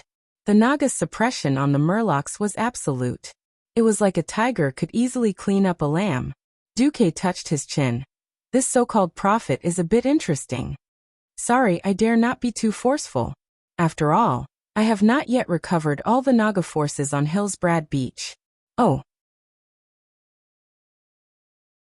It's a Naga clan called Thorns that is active in the east of South Shore. Without the help of the Murlocs, it will be difficult for the current Furious Scale clan to complete the Master's task. When saying this, Vara's body was trembling slightly. The longer she followed Duque, the more she found Duque's strength and unfathomable. Vara was not an unintelligent creature. On the contrary, it was because of her high intelligence that she could see Duque's status and power. In Vara's view, hundreds of thousands of humans, nearly 100,000 troops, and more than 100 warships here were all led by Duque. Duque's order that the Naga and Murlocs were allies must be obeyed by hundreds of thousands of people. If the Murlocs hurt humans for no reason, they would naturally be severely punished. But a few days ago, a Stormwind officer was in a bad mood. He scolded a male Naga as a monster and stabbed the Naga. As a result, Duque ordered the officer to be whipped 20 times in front of tens of thousands of people and Vara. Most humans accepted this, but they could not understand it. Only Vara's loyalty silently rose to full value. In Vara's eyes, Duque was a real human king. Vara bowed. Master, I strongly suggest that we appease the Murlocs first, and then deal with the Thorns Nagas. After all, the Thorns Nagas also have a considerable number of Murlocs under their command.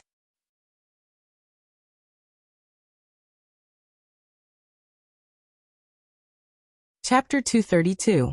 Which one is closer? Ha! I'm asking which one is closer, the spiny Naga or the Murloc prophet. We have to clean them up anyway, so let's go from the closest to the furthest. The Naga Siren priest's heart was suddenly in a mess. She finally realized the gap between her and her master. Her vision was still too low. In her mind, she was thinking about how to use the existing forces to suppress the opponent and expand the territory and the tribe. Her master was thinking about which one was closer. Sure enough, the difference in strength led to a different level of thinking. The spiny Naga is closer. Their leader is called Syphilis. Lead the way. Duque said simply. At this time, seeing Duque rushing back in the middle of the night and leaving with the Naga, Seamus could not calm down. There was no doubt that Duque was important to Stormwind, and now Duque's position was even more important. The deputy commander of the Lordaeron Alliance. This was a big man with independent military power, and a lift of his foot could shake the earth 3 times. It was no exaggeration to say that if something happened to Duque, at least half of Stormwind's dream of restoring the country would be shattered. Sir Marcus, are you leaving the camp? Well, there's something on the Naga side. Please be sure to wait until morning so that I can arrange guards for you. Duque waved his hand. I can't wait. South Shore may become the main target of the Horde's attack within 10 days. I must recover all the Naga and Murlocs here before that. General Seamus resolutely stopped in front of Duque, but he bowed deeply and lowered his head. Sir, please be aware of your status and importance. What you are shouldering now is not just your own dream, but the dream of restoring the country of nearly 1 million Storm citizens. If you insist on leaving at night, please be sure to bring enough guards. Duque was stunned. It's not that exaggerated, just some Murlocs and Naga. I'm an expert in this area. I can't let the heavy infantry of the Griffin Legion run to the beach with me in heavy armor, and then swim. General Seamus raised his hand, and Duque found several groups of people nearby were coming. Not only were there guards wearing full leather armor, holding short swords, hand crossbows, and small round shields, there was also a large group of Marines. If he said that he wasn't prepared, he would be lying. Seamus took out a warrant. His Majesty Rin has ordered that Duke Marcus is an important minister of the country. Before he has enough powerful knights around him, no less than 100 guards are allowed to go out at any time. Duque laughed involuntarily. He almost wanted to reveal the fact that he could be resurrected. However, Duque still accepted it. This is just a relaxing hunt. All right, take your hammers and other blunt weapons and set off. Remember to be gentle when you smash him. I want him alive. At 3 o'clock in the morning, with 200 guards and nearly 100 Nagas, Duque and his team went along the eastern beach of South Shore. Fighting at night in this era was a very troublesome thing. In the darkness, not to mention the warriors below, Even General Tom Seamus, who was in charge of being the captain of the guards, had an instinctive panic in his heart. He even doubted how much combat power his subordinates could exert once they were attacked. They were already strong soldiers if they didn't scatter in panic at the beginning. If the opponent was an orc, Duque would definitely not dare to court death. But such a low-level Naga. In the past 10,000 years, most Nagas had lived at the bottom of the sea, and their vision was different from that of humans. Their vision was more of perception, just like what humans called night vision. On the contrary, the strong light of noon would have a considerable impact on them. They arrived at the place after 20 minutes. It was a great bay. The concave harbor was surrounded on 3 sides by cliffs that could not be climbed except by expert rock climbers. The remaining side was a beach. Duque and the others almost dripped water when they went in. "All right, it's daybreak. Wake them up." Duque whistled. Seamus looked at the moon hanging high in the sky, and the muscles on his face trembled. 3 seconds later, the elite human soldiers who received the order began to shout, which easily alarmed the Nagas who were already extremely vigilant. A large number of Nagas rushed out of the caves under the cliffs, and of course, there were a small number of fishmen who were slaves. Duque noticed that the biggest difference between these guys and his angry and grayscaled Nagas was that their arms and the fins on their backs were bright pink. "Prepare for battle." General Seamus hadn't finished shouting. Duque shouted, "Close your eyes." Arcane fire magic circuit was fully activated. A huge fireball that was as bright as the noon sun jumped out of Duque's hand and flew at a high speed to a height of more than 30 meters before exploding. The violent flash was like an invisible wave sweeping across the battlefield. The spiny Nagas and their fishmen were all hit. The Nagas who were afraid of light, and the fishmen with big eyes, all covered their eyes in pain, bent over, or rolled on the ground. The enemies were all blind, while their own side was full of energy. In such a state, the spiny Nagas and fishmen could not stop the organized and disciplined slavers under Duque. Although they had good combat power, they could not even exert 10% of their combat power. Moreover, in a blind state, listening to the deafening roar in their ears, they became extremely flustered. Countless Nagas and fishmen waved their weapons in panic, and even poked their own people. Some wanted to escape back to the cave, and some instinctively wanted to escape into the water in panic. The enemies were in chaos. Most of the enemies on land were taken care of by Seamus's men, and those who rushed to the shallow water were dealt with by 1/3 of the male Nagas sent by Vara. All the guys who were blinded were knocked down in just 3 minutes. The defeat of the large force outside, in turn, caused the Nagas who were still staying in the cave to waver. Even if the leader of the spiny Nagas repeatedly howled, calling the Nagas to counterattack, not many Redfin Nagas dared to come out. Even if they came out, they would be served by several human hammers. This kind of whack-a-mole fighting style was popular with most people, although they almost did not believe that all this was really happening. As Duque said, "This is just an easy hunt. It was not even a warm-up battle. Come on, show your face." When Duque shot a fireball that could bend into the cave that was only 15 meters deep according to the system scan, as the specially weakened fireball exploded, the blazing flame forced a female Naga priest with pink fins to roll out. 18 magicians' hands instantly subdued this Naga priest. Duque did not even look at her, and directly threw her to Vara. "Teach your kind well. If they refuse to surrender, kill them."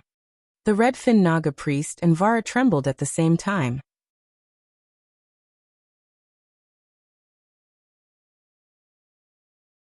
Chapter 233. The first rays of dawn appeared. It was another morning.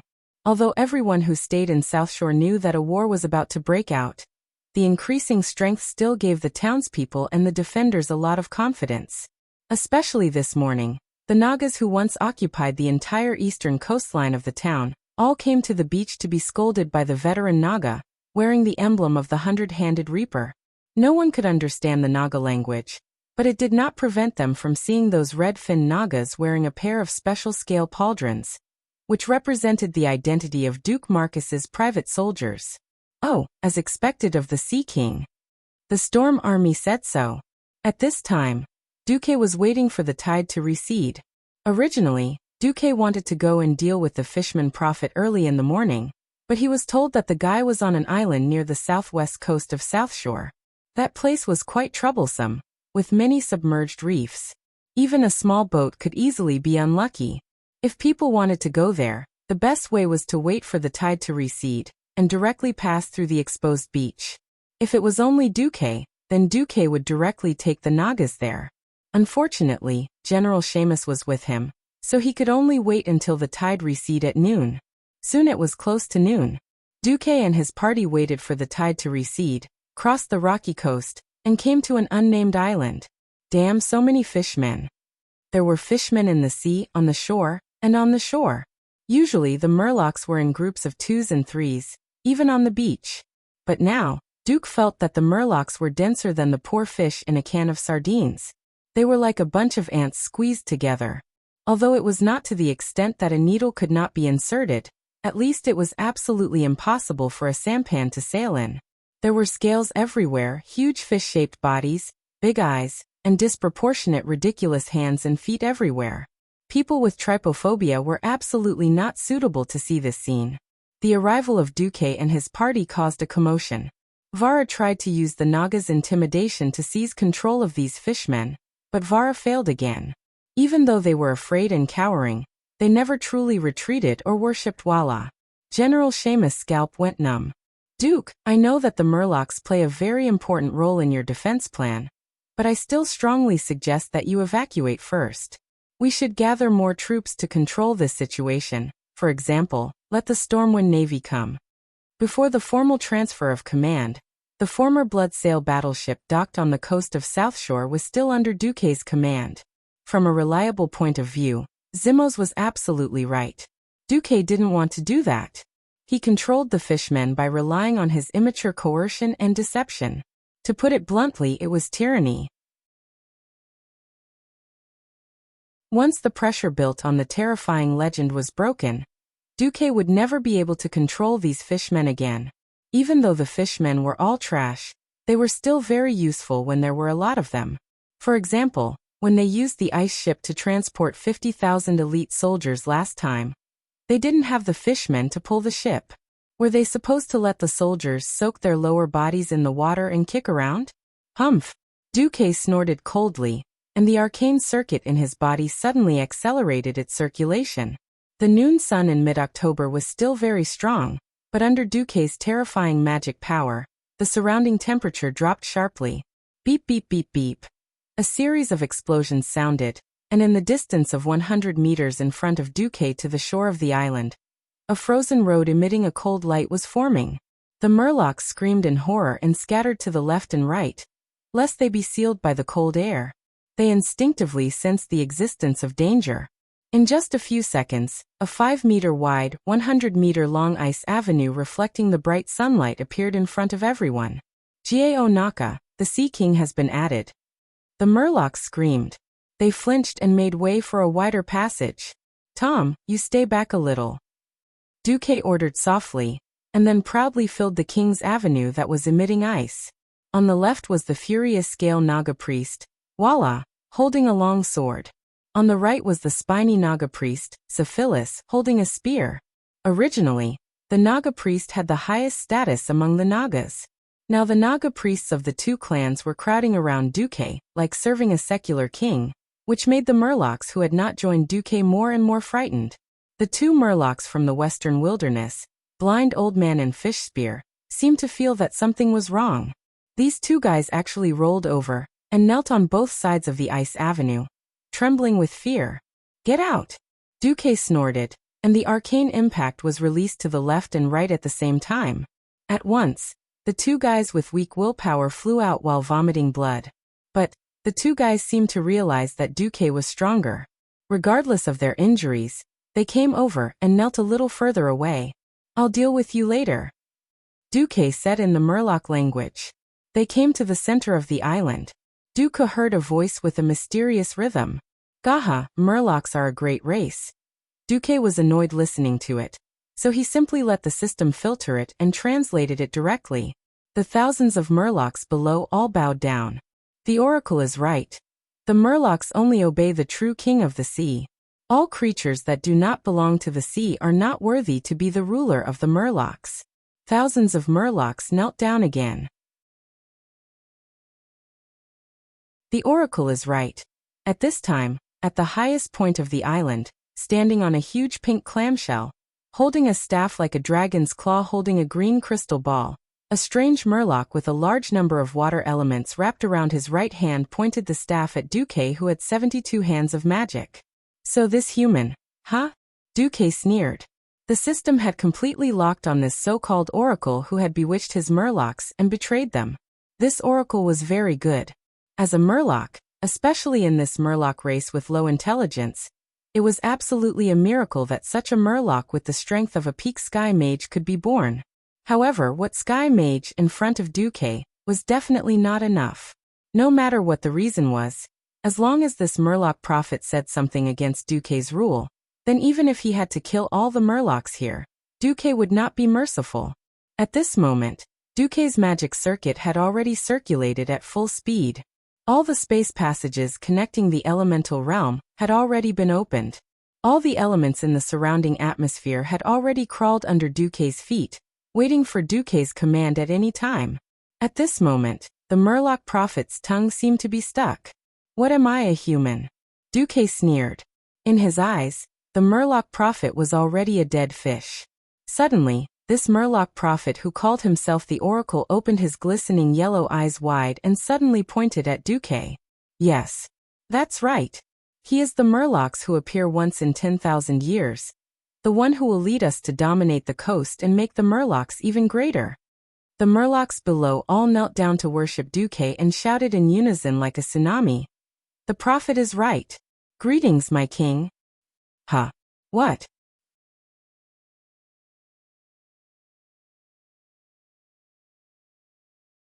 Chapter 234. Duque was a mess in the midday cold wind. Even though he was the one who created the cold air, Duque still felt that it was really cold and messy. Duque had 10,000 ways to increase the loyalty of the soldiers and civilians of Stormwind. Because they were all humans, they knew what people needed. To the Murlocs, Duque could only think of ways to maintain a mysterious atmosphere. Sometimes, Duque was even happy to keep his distance from the Murlocs, using the Murloc's fear of the unknown to maintain a threatening posture. This way, he could maintain his strong control over the Murlocs. But this prophet suddenly bowed down to him. Duque was still very surprised. No matter what, this guy's actions before were to steal his people, and Duque had already made up his mind not to kill it. Break its arms and legs, and let it be a real fish. Look at how kind I am. Now the person who was at a loss was Duque. Over 10,000 Murlocs knelt down to him, and the Murloc prophet opened the giant clamshell it was standing on. Duque glanced at it. That thing actually looked a bit like a throne. The great king of the ocean, Duke Marcus. Your servant Maugre has bowed to you. Maugre. The Oracle Maugre? Duque was absolutely sure that he had never heard of this guy. But the system notification said, "Congratulations, you have subdued the Murloc Oracle Maugre. It has supreme prestige among the Murlocs, its words are the law, and its language represents fate. You have successfully subdued it, which means that at least there will be no Murlocs in the world who will be hostile to you." Duque frowned. On the other side, Maugre took steps that were incomparably ridiculous in the eyes of humans, using its feet that only had 3 fingers and looked like duck feet to step on the sand on the island. It ran towards Duque and prostrated in front of Duque. "King of the Murlocs, please sit on your throne." Duque did not immediately agree. Instead, he sneered. "Didn't you just say that all creatures that do not belong to the sea are not worthy to be the ruler of the Murlocs? Why did you recognize me as your king?" The whites of Maugre's yellow eyes and black vertical pupils quickly turned twice. In ancient times, there were no living creatures on the earth. The ocean. It was the cradle of all living things. In order to avoid the terrifying existence at the bottom of the sea, the first fisherman grew 4 limbs and walked to the shore. More merpeople are doing it. Duque was a little embarrassed. Why did this story sound so familiar? Some Murlocs are not brave enough. They don't dare to break free from the shackles of the sea. They return to the sea, so they can only find a place to rest in the coastal waters. However, There was a group of brave people who continued to venture into the depths of the continent. After millions of years, they became humans. And Duke Marcus is the destined king among the Fishman's inheritors. Duque choked. F***ck. Darwin's theory of evolution actually became like this when it came to you? Alright, do you want me to write the word convinced for you? Smart but sly. This was Duque's first impression of Maugre. However, the funny fishman over there exclaimed, and then bowed again. This scene made Duque speechless. Everyone remember. His Majesty Marcus is our real king. His power is above all the Nagas and sea creatures. Do you remember? Memory dash. The fishman bowed for the third time. The neat and exaggerated scene made the two Naga siren priests, General Seamus, and the Stormwind elite soldiers behind him completely dumbfounded. What the hell is this? People often said that Duque was the Sea King, but Seamus never believed it. He thought it was just an honorific title. Even when he saw Duque commanding the Nagas and the fishmen, he thought that Duque just used some special means. Who would have thought that he would really witness such a ceremony of worshipping the king? Sitting on the huge clam covered with pearls, Duque was still not used to it. He accidentally thought that if the clam was actually a trap, he would be killed as soon as he sat on it, and couldn't be resurrected. Then this story was really a masterpiece. Duque thought too much. At this time, Duque suddenly found that Maugre actually used some kind of spiritual connection to directly hover outside Duque's spirit sea, waiting for the call to be connected. Duke thought about it for a moment, but still answered the call. Your Majesty, Maugre is at your service. Enough, I'm just a human powerhouse. Why are you doing this? Duque's voice suddenly became cold. No, Maugre and the fishmen are sincerely kneeling at the feet of your Majesty. Ha! First inciting them to disobey the orders of my messenger, then saying that they are loyal to me?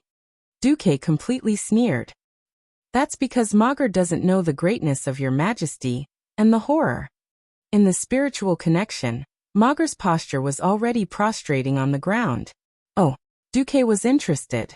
Maugre doesn't want any fishmen to surrender to a false king, but is willing to pay absolute loyalty to a real overlord.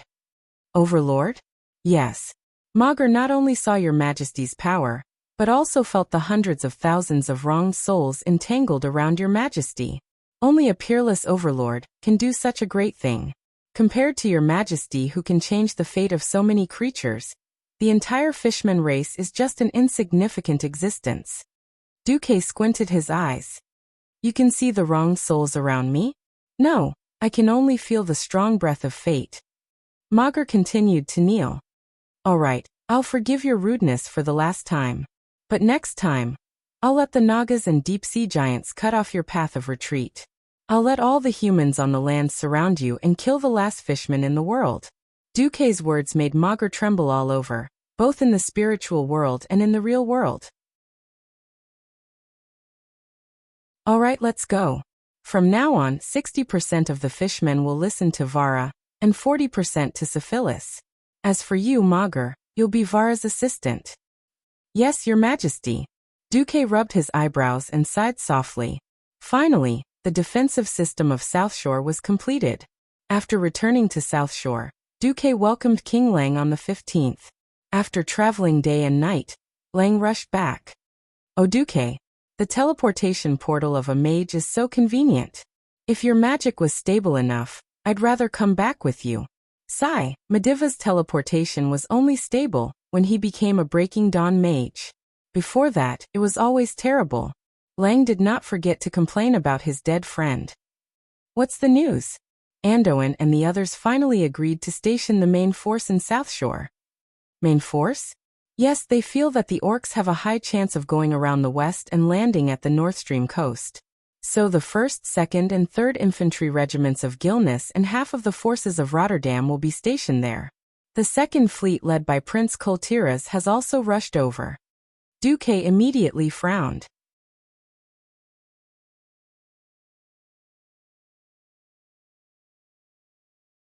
Chapter 235.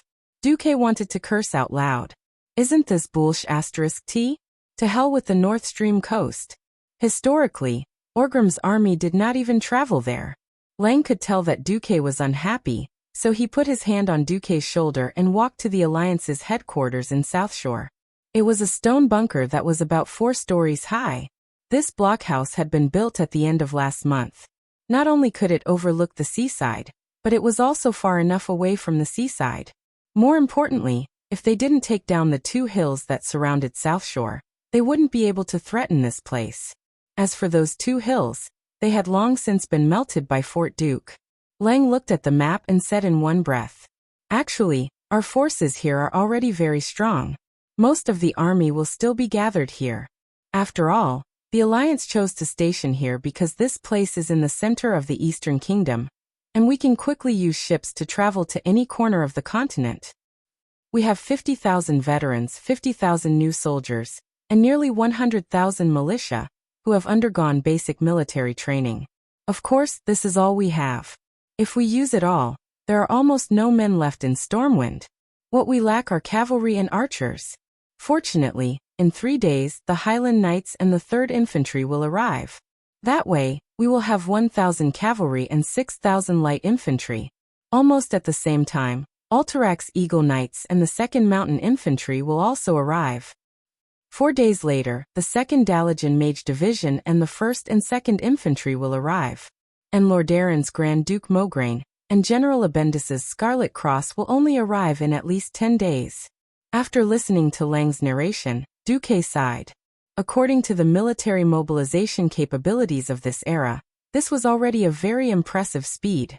Do not think that the Highland Knights of the Highland Knights were stationed next to the Saladin Wall between the Earthy Highlands and the Hillsbrad Hills. It was less than a day's journey from the east to the west to South Shore. In fact, when the army set off, there were as many things to do as the stars in the sky, and this was because of the invasion of the orcs. The various countries had already entered a state of war. If it was during peaceful times, it would probably take even longer. Similarly, the Dalagan to the northwest of South Shore and Alterac to the north weren't too far away. Both of them could be reached within a day on a fast horse. Duque was already burning incense for being able to arrive so quickly. These standing armies were also the foundation of the various countries. If Duque easily wiped them out, it would not be so easy when he wanted them again. On November 5th, when the last batch of soldiers arrived at the huge barracks outside South Shore, there were already 2 commanders-in-chief, 7 kings, and more than 30 generals gathered in the hilltop command post. Everyone was full of praise for the barracks that Duque had set up in advance. They had built a large circle of wooden walls in advance, as well as well-positioned arrow towers. Furthermore, every military camp was close to the river, making it easy to obtain water. At the same time, for the sake of the army's attack, several spacious roads were planned in advance. With this arrangement, the generals of the various countries almost thought that they were leading an army on a long journey to train. As Lothar's adjutant, Turalian reported to the kings. First is the information from the copper-bearded dwarves. The Iron Furnace Fort is still besieged by nearly 100,000 orcs. According to the battle flags, the main force of the siege should be the tribe's Blood Ring clan. Turalian first placed 10 statues of 10,000 orcs on top of the Iron Furnace Fort. Then there is the Solder Bridge. After repeated investigations by Stromgard's Griffin Knights, the number of orcs here will not be less than 50,000. Turalian then placed 5 orcs on the bridge. Finally, there is the wetland. According to the investigation of Deputy Commander Marcus Naga and Fishmen, at the edge of the wetland on the south coast of the sea, more than 200,000 orcs have built at least 20,000 transport ships. This kind of transport ship can carry about 30 orc warriors, and the medium can carry about 100 people. For the time being, there is no large enemy ship. Then we have confirmed the banners of the big clans in the wetland camp.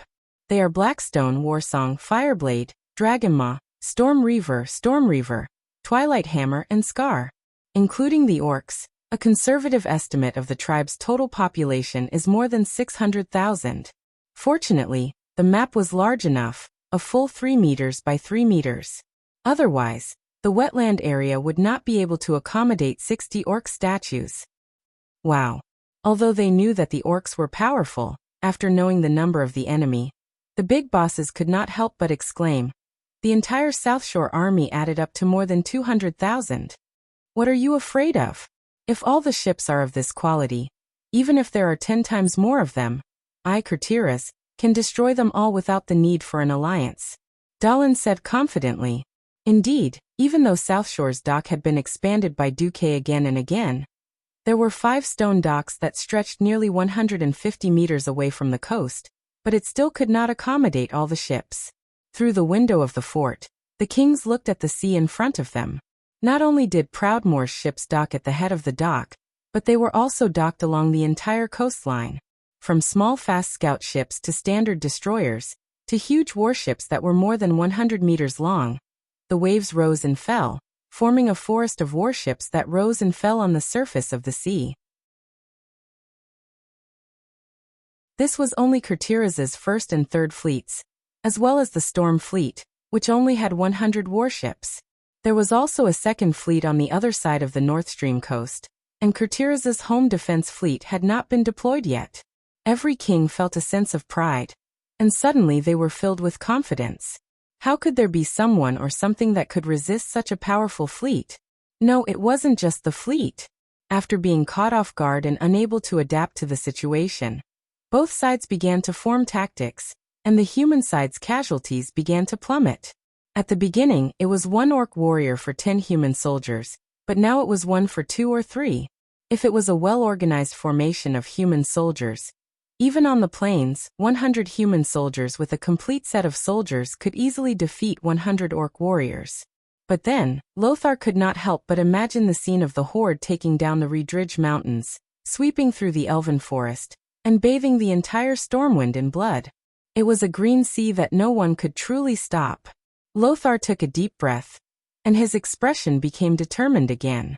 In the past, the Stormwind army was weak, but now the Alliance army was many times stronger than the Stormwind army. No matter what, they could stop the horde's attack.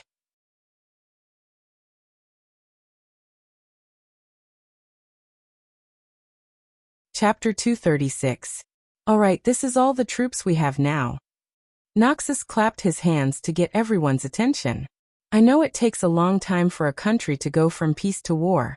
Thank you, kings, for your efforts and support. What we have to think about now is how to use these troops to win a series of beautiful battles.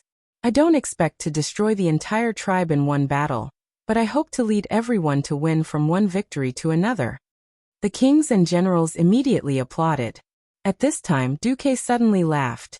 Respected Chief Commander, it seems that this is not all the troops you have now. Who else? Noxus was really stunned for a moment. The troops that the 7 human kingdoms had promised to send were all here. Apart from those deployed at the North Flow coast, the dwarves were still busy with their own affairs, so there was no way they could spare any troops. How did you forget about the High Elves? At this moment, Duque's face was glowing with excitement. Anyone could see how happy he was. The High Elves? Impossible. Didn't they not join the alliance? The kings discussed. That Bulsh *T counselor. King Alterac Eden was not stingy with his venomous tongue. Antonidas seemed to think of something, and stroked his long white beard. It would be impossible if someone else were to be the commander. But the commander is you. Anduin Lothar. That's another matter. Have you forgotten? The High Elves have signed an ancient covenant with us humans since the time of Thoradin the Great. An ancient covenant. Noxus muttered to himself. He suddenly remembered that there was such a thing. But there had been too many things recently, and the High Elves had been so cold to him that Noxus had almost forgotten about it. The old but sly Antonidas stroked his white beard and looked at the restless Duque. He laughed. Haha, I think it's better for the 2 commanders to welcome them. Antonidas was indeed steady. He knew that Senator Darkin's behavior on the day of the alliance had angered most of the kings. For the sake of face, most of the kings would definitely not go. And it would definitely not be the Sun King himself. In that case, it was completely reasonable for them not to welcome him. At this moment, a sentry hurriedly ran to the door of the command center and reported, "The elves are here." "Oh, we already knew that," Lothar said lightly. "You knew?" "We only received a report from the patrol, when the elven ships were almost 5 nautical miles away." The voice of the sentinel, who was obviously from Kul Tiras, sounded a little bitter. Lothar didn't blame the poor sentry. It's okay. The Nagas and Murlocs under the deputy commander are also patrolling the sea around South Shore. Hearing this, the sentinel retreated with relief.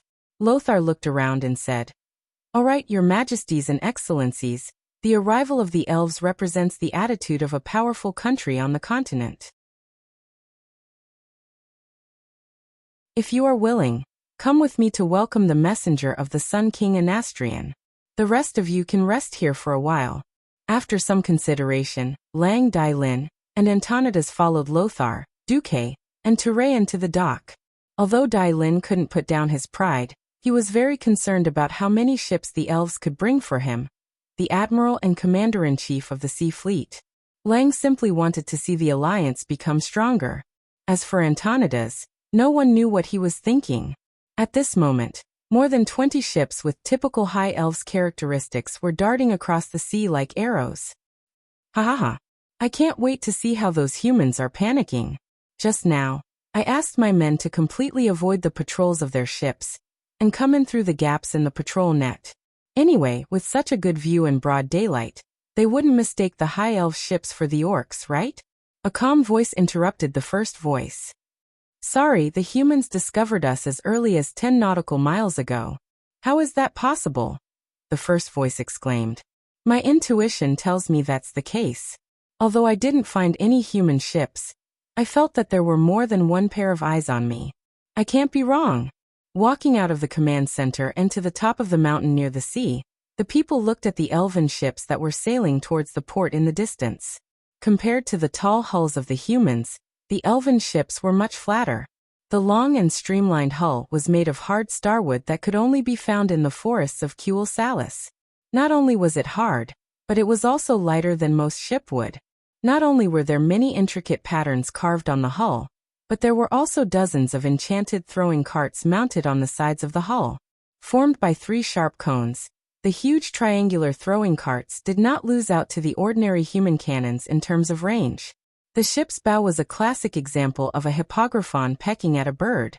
At full speed, the seemingly decorative bow could also be used as a ram, allowing the elven ships to cut through the hulls of warships of medium or lower like a knife cutting through butter, completely crushing them.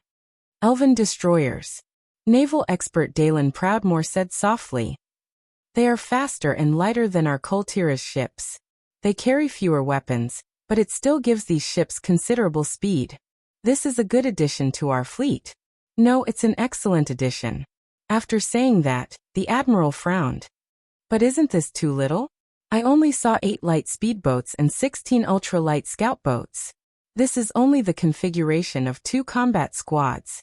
Maybe there are more behind the horizon. Turalian said in a comforting tone from the other side of Lothar. No. Dalen shook his head with certainty. This is not their habit. If there are no surprises, this is all they have. Dalen's tone was filled with indescribable disappointment. Perhaps Duque's generosity had made him look forward to more, but the greater the expectation, the greater the disappointment. Dalen's desire for more warships grew especially after he had no choice but to divide his forces to guard the sea near the North Flow coast. He knew very well that it was impossible to protect the entire coastline of the northern continent with such a small fleet. 24 ships also means that our fleet has an additional 24 ships. Duque comforted Dalen. As you said, this is an excellent addition to our fleet.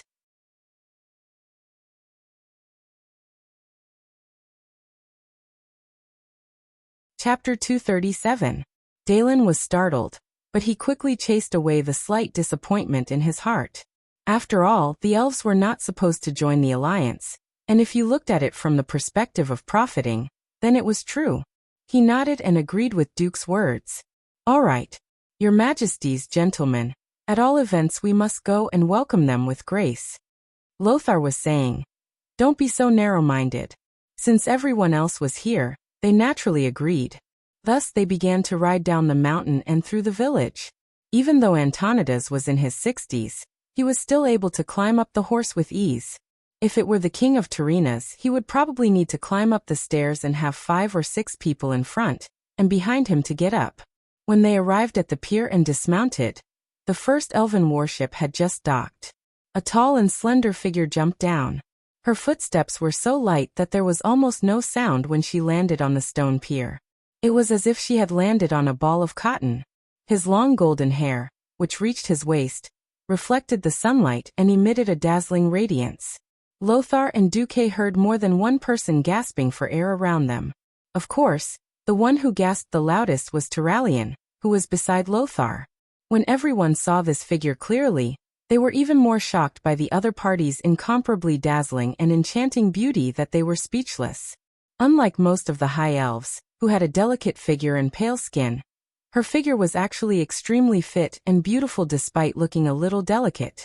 Unlike the mainstream rulers of the high elves, the spellcasters who liked fancy clothes, her clothes were either forest green or oak brown.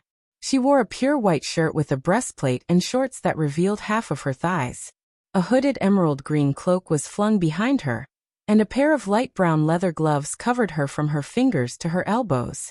Her boots were the same, protecting her knees. A thin sword with a white scabbard and a green blade hung from her belt on her left hip. On her right was a small pouch and a small communication horn. She carried a longbow and a quiver full of arrows on her back. Of course, because the back was slanted, the bowstring passed through the middle of the pair of peaks, making them look even more impressive.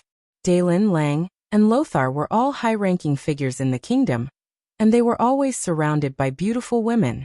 In this day and age, a nobleman would be embarrassed to come out and greet others if he didn't have many lovers. Not to mention the widowed Lothar, the handsome middle-aged man Lothar, was definitely a model for attracting bees and butterflies. However, only a few of them could come close to the beauty of this female elf. But no matter which one of them it was, they had never seen anyone who could combine fitness and elegance so perfectly. Noxus could very well understand why his adjutant, Turalyon, who had just been baptized as a holy knight, and was known for his many virtues such as justice and piety, was captivated by her. At this moment, the greatest tragedy occurred. It was tragic because the table was full of cutlery. Turalyon, who was quietly expressing his love, looked at the mysterious goddess in his heart and softly exclaimed, "Darling, I miss you so much." He then threw himself at Duque and pushed him to the ground. Her beautiful face rubbed against Duque's chest like a puppy rubbing against a human. Anyone would think that this female elf and Duque had an extraordinary deep love. At this moment, Turalyon felt that the heart he had cherished for more than 20 years was broken. It was crushed by one of his superiors, the Duke Marcus, who had an even more glorious battle record. Although Turalyon knew that his unconfessed love was not worth mentioning, he could not control his feelings. His mouth moved as if he wanted to say something, but in the end he could only remain silent. They were originally a couple. Was he going to break them up just because of love at first sight? No. Absolutely not. The paladin's discipline firmly suppressed Turalyon's emotions, and soon, Turalyon's rationality prevailed. Noxus gently patted Turalyon's shoulder as a silent consolation. However, no one had expected that the situation would suddenly take a miraculous turn at this moment. "Apologies, beautiful lady. May I ask, which of the Windrunner are you?" Duque typed with both hands to show his innocence. Oh no. It was the back of his hands on the ground to show his innocence. At the same time, he looked straight at the seemingly interesting but actually empty sky. His body stiffened and his face turned into a poker face. "Ha! What does this mean?" Noxus and the other big shots were dumbfounded. Duque and this beautiful elf were not lovers? Then, was this beauty pouncing on Duque considered an assault? What the hell was this? Logically speaking, the guards around him should have made a move, but no one dared to act rashly. The circle of nobles was messy. One wrong move would mean death. At this moment, the second elven warship docked next to the first elven warship. A green figure suddenly flew out when the ship was 5 meters away from the shore. A furious female yell came from the air. "Servanas, what are you doing?" Upon hearing this voice, the elf lady on top of Duque and Duque shuddered at the same time. The elf woman, who was now Servanas, stuck out her tongue and lightly pressed her left index finger on the ground. Her entire body bounced up like a spring, and she stood in front of the big shots of the Alliance with a straight face, as if nothing had happened. Looking at her dignified beauty with a smile on her face, no one would have thought that she was the one who had just pounced on the Alliance's vice commander. Noxus and the others were tongue-tied. They felt like they were in a whirlwind. They were not the only ones in a whirlwind. Duque was also in a whirlwind. His back was drenched in cold sweat. That was close. If I didn't clearly remember my relationship with Aurelia, I wouldn't have gotten to this point. If I was really a pervert just a little bit, even if I had 9 lives, I would be a dead cat now. Damn it. That's the legendary Queen Sylvanas. Queen Sylvanas who hasn't become an undead yet. Duque felt very confused. He couldn't tell what this feeling was. In general, he could only say that it was good to see Queen Sylvanas. On the other side, the main character, Illyria, had finally made her way over and grabbed Sylvanas' long, pointy ears. Sister. No. Pain. Pain. Pain. I know I was wrong. Don't treat me like this in front of so many kings, okay? It's very rude.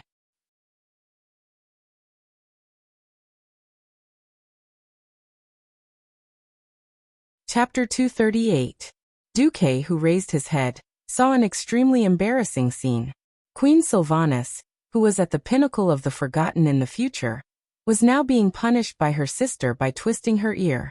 However, why was Sylvanas here? You know how to be rude? Think about what you've just done. After quickly dealing with her sister who had gone berserk, Aurelia walked over and apologized to Lothar, who was surrounded by the crowd and should have the highest status. I'm very sorry. I'm Aurelia Windrunner, the Ranger Major General of Kuel Salis. My sister, Sylvanas Windrunner, is actually a Ranger General too. It's just that she made a very bad joke just now. I'm here to sincerely ask for your forgiveness. Her voice was very pleasing to the ears, and just her voice alone was enough to make people feel guilty. It made people wonder if she would scold people in extreme anger. Would her voice sound like she was singing? Looking at the dumbfounded Duque on the ground, Lothar also laughed heartily. He looked around at the kings, and saw that they were all smiling. It's just a harmless joke. I don't think any magnanimous king would mind such a small thing, right? The 3 kings nodded. Alright, welcome here. I'm Anduin Lothar, the Commander-in-Chief of the Rotterdam Alliance. Thank you, and thank you for your understanding. Aurelia stared at her sister, and bowed again to apologize. She then walked over to Duque, who refused to get up, and extended her right hand to Duque. She wanted to help Duque up. Duque blinked, and was thinking if he should give her a hug that he hadn't had for a long time, when Aurelia's voice suddenly came from the wind. Hey, little guy, don't make it more difficult for me, alright? Get up first, we'll talk in private later. I don't want to cause any international disputes. Just as Duque was about to say something, a second voice came from the wind. It was Sylvanas's voice. Yo, my sister, you're not being honest. How is Mr. Duke Marcus a little guy? He's clearly a handsome young man. Aurelia instantly blushed, and the crimson color spread all the way to the top of her long pointed ears. If Aurelia hadn't bent down so that her golden hair could cover her face, she would probably have made a fool of herself. To be honest, Duque still had no idea what was going on, but it was probably a good thing. However, when he heard Aurelia and her sister conversing in the whisper of the wind that no one else could hear, Duque had a feeling that Sylvanas had pounced on him just now was definitely some sort of test. Now that there were dozens of pairs of eyes staring at them, it wasn't a good time to talk in detail. Duque pretended that nothing was wrong, and put one hand on Aurelia's palm. As expected of the legendary goddess-like hero, her hand was so soft. Was that incomparably smooth and soft palm really the palm that could shoot countless fatal arrows? How did the body of the high elves grow? It was actually so perfect. Even Duque was a little restless at this moment. On the other side, Aurelia, who had quickly adjusted her breath and raised her head, regained her previous demeanor. However, there was still an unconcealable wildness in her emerald green eyes. She looked at Lothar. My apologies. In fact, I brought greetings from the Sun King, Anastrian Sunstrider, and the Silvermoon Council. Thank the Sun King and the Silvermoon Council for me. Lothar turned half of his body and made an introduction gesture to the group of big shots behind him. Please allow me to introduce the kings of the Alliance, the generals, and my adjutant. When it came to Duque, Lothar smiled mischievously. Well, I'll ignore this one. I think Lady Aurelia may have a deeper understanding of him than I do. In the face of Lothar's teasing, Aurelia blushed slightly again, and immediately glared at the troublemaking second sister. Well, Queen, she was whistling. After the introduction, Lothar began to enter the serious topic. Please forgive my slowness and harshness, Lady Aurelia. However, as the commander of the Alliance, I have to confirm one thing. Is this all the help your people have provided? What's coming has come. After thinking to herself, Aurelia decided to be frank. Your Excellency Lothar, please forgive my straightforwardness. Aurelia stepped forward and looked around to make sure that no one was eavesdropping. She said softly, His Majesty Anastrian and the members of the Silvermoon Council do not care much about the dynamics of the tribe. This so-called tribe is too far away from our territory. Moreover, Councillor Dalkin has repeatedly claimed in the council that it is because humans have angered nature by logging too much, so they are taking revenge on humans.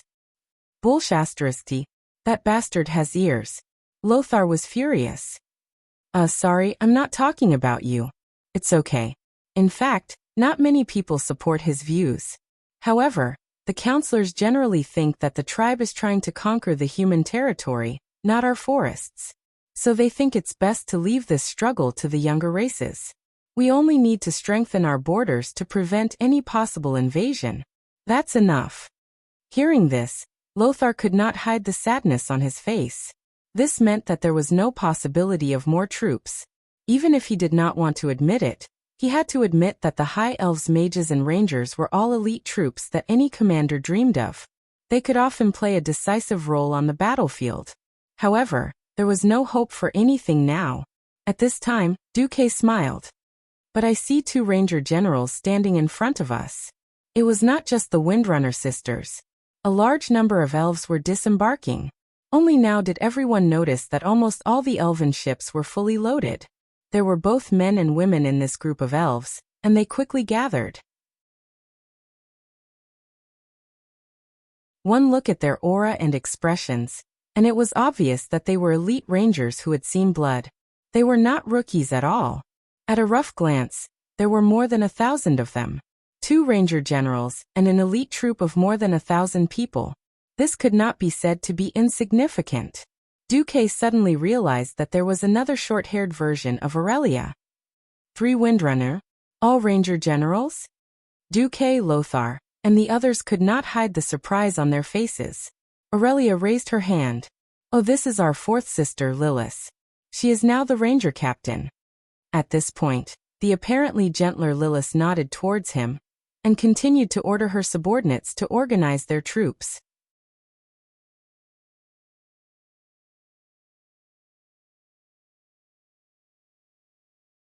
Chapter 239. Lilith also had the beauty of the Windrunner family, but her beauty was more reserved. She was not as lively as Aurelia and Servanas. The wolves behind Lothar were stunned again. Lothar's eyes were also filled with surprise. Lady Aurelia, I'm a little confused. Aurelia took a deep breath. She seemed to be making up her mind about something. She took out a sealed letter from her waist pouch. This is a letter from His Majesty Anastrian to the Alliance's Commander-in-Chief. As Lothar opened the letter and quickly scanned through the human language, Aurelia was also explaining the nature of this support to the others. Because Sir Lothar is the last descendant of the earthy bloodline. Our ancestors have sworn to always help your Emperor Thoradin and all his relatives. Even His Majesty Anastrian could not deny that obligation. He has sent this combat team to thank you for your help. Lothar repeatedly read the letter to make sure that he did not read it wrong. The letter only wrote about a small fleet consisting of 4 light destroyers and 8 ultralight scout ships. There was no mention of the ranger unit or the ranger generals. Then what's the matter with you and your ranger unit? Lothar asked. My sisters and I came here of our own free will, she announced proudly, puffing out her chest. At the same time, she subconsciously flicked her golden hair that could sell shampoo advertisements. She was like a warrior who had sharpened her sword and repaired her armor, ready to charge into the battlefield. I have a completely different view from my people. I sense the evil behind the battle. This will be infinitely more serious than my king imagines.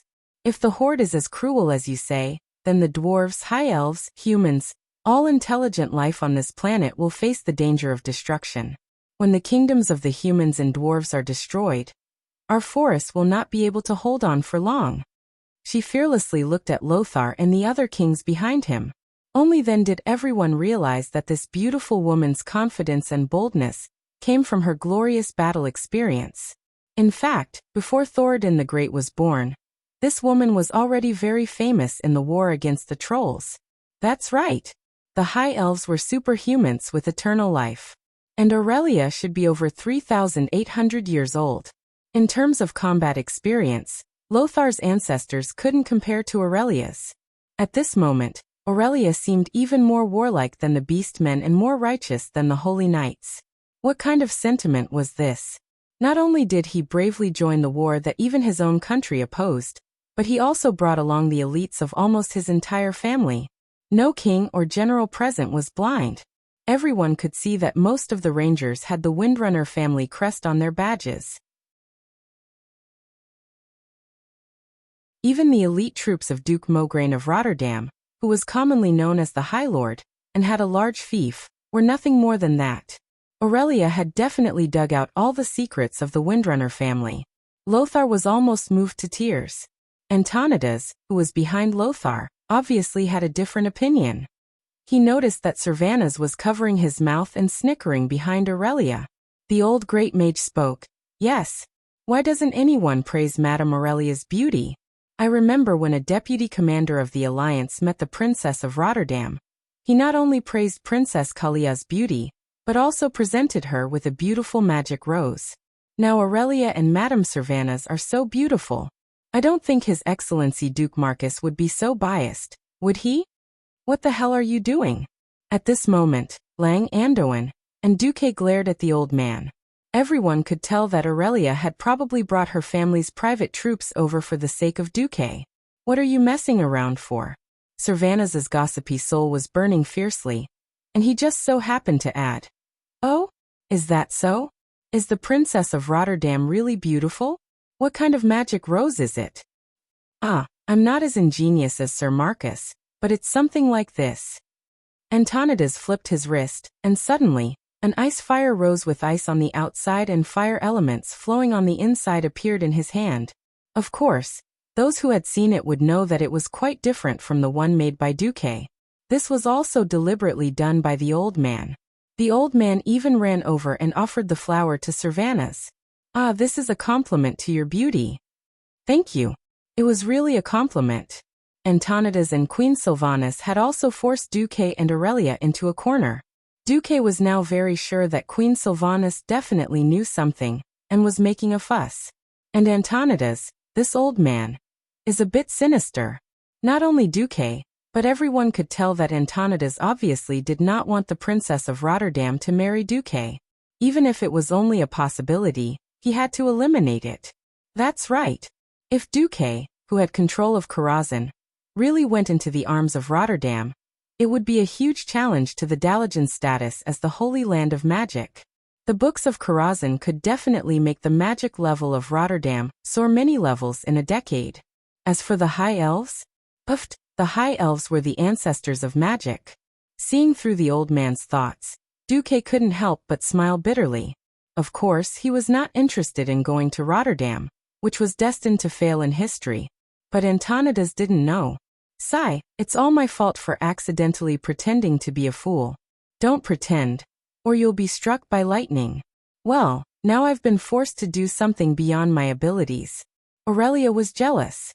Beautiful women always had a kind of pride that outsiders could not imagine. If the other party had nothing to do with him, then forget it. The High Elves were a magical race that maintained eternal beauty, and the beauty of a human beauty that was only a little more than 10 years old was nothing to them. The problem was that after Aurelia returned to Cuel Salis, something big really happened that had something to do with Duque. If it were someone else, Aurelia would definitely not care, but Duque, only Duque. Aurelia really could not ignore it. No need, Duque. I'm an old woman that's thousands of years old. What haven't I seen? I don't need such hypocritical praise. Well, that was what she said, but the look in Aurelia's eyes was completely different. That pair of seemingly calm emerald eyes were clearly filled with indignation and anger.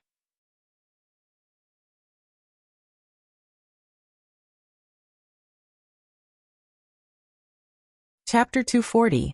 The System Elf's voice came again. Detected Aurelia Windrunner's hostility toward you under her fake expression. Do you want to load the boss template? Calculating the threat value. The threat value is quite chaotic, but it is strongly recommended that the host surrender immediately. Surrender my ass. What's the point of thinking so much? The translation of that look was, Kid, I don't like the look of you. Hurry up and coax me, or else I'll make you suffer later. Duque didn't know what happened to Aurelia. He only knew that everything had a cause and effect. If it was just because of that friendly interaction, Aurelia wouldn't have pulled out the entire Windrunner family. On the other hand, although he hadn't known Aurelia for long, Duque knew that something must have happened to Aurelia. Otherwise, Aurelia wouldn't have minded him fawning over Princess Kalia. After all, among the 3 Windrunner sisters in history, Aurelia was famous for being mature and steady. She wasn't the kind of woman who would be unreasonable and lose her temper at will, calling herself an old woman. If Aurelia was a warrior, she would be full of anger. Duque's heart skipped a beat. Then Duque understood. Wasn't he just going to show off even more? Wasn't he just coaxing the goddess? Duque slowly turned his head and glanced at Turalyon. He didn't know why, but he felt that the holy light slowly overflowing from Turalyon's head was green. Yes, that must be the light called protection. Duque smiled. His right hand drew a beautiful arc in the air, and the fingers of his right hand closed and fell on his left shoulder.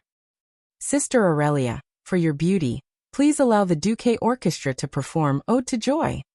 Ode to Joy. Did it sound like the name of a song? Was it a hymn? Or something else? But singing here? A cappella? What did the Duque Orchestra mean? Not only Aurelia, but all the Alliance elders were also curious. In any case, Aurelia had made up her mind. Since she had forced Duque to this point, she would see what he could do. As long as Duque's ice and fire magic rose was worse than that ice and fire magic rose, then he wouldn't accept it and would teach Duque a lesson. Aurelia supported her right elbow with her left hand, and her right cheek with her right hand. She looked like she was waiting to watch a good show. Duque activated his arcane and ice magic circuits at the same time. A purplish-blue, mysterious magic array suddenly unfolded beneath Duque's feet. The elements in the air around him trembled and were quickly tamed, as if they had become a part of Duque's body, obediently listening to Duque's commands.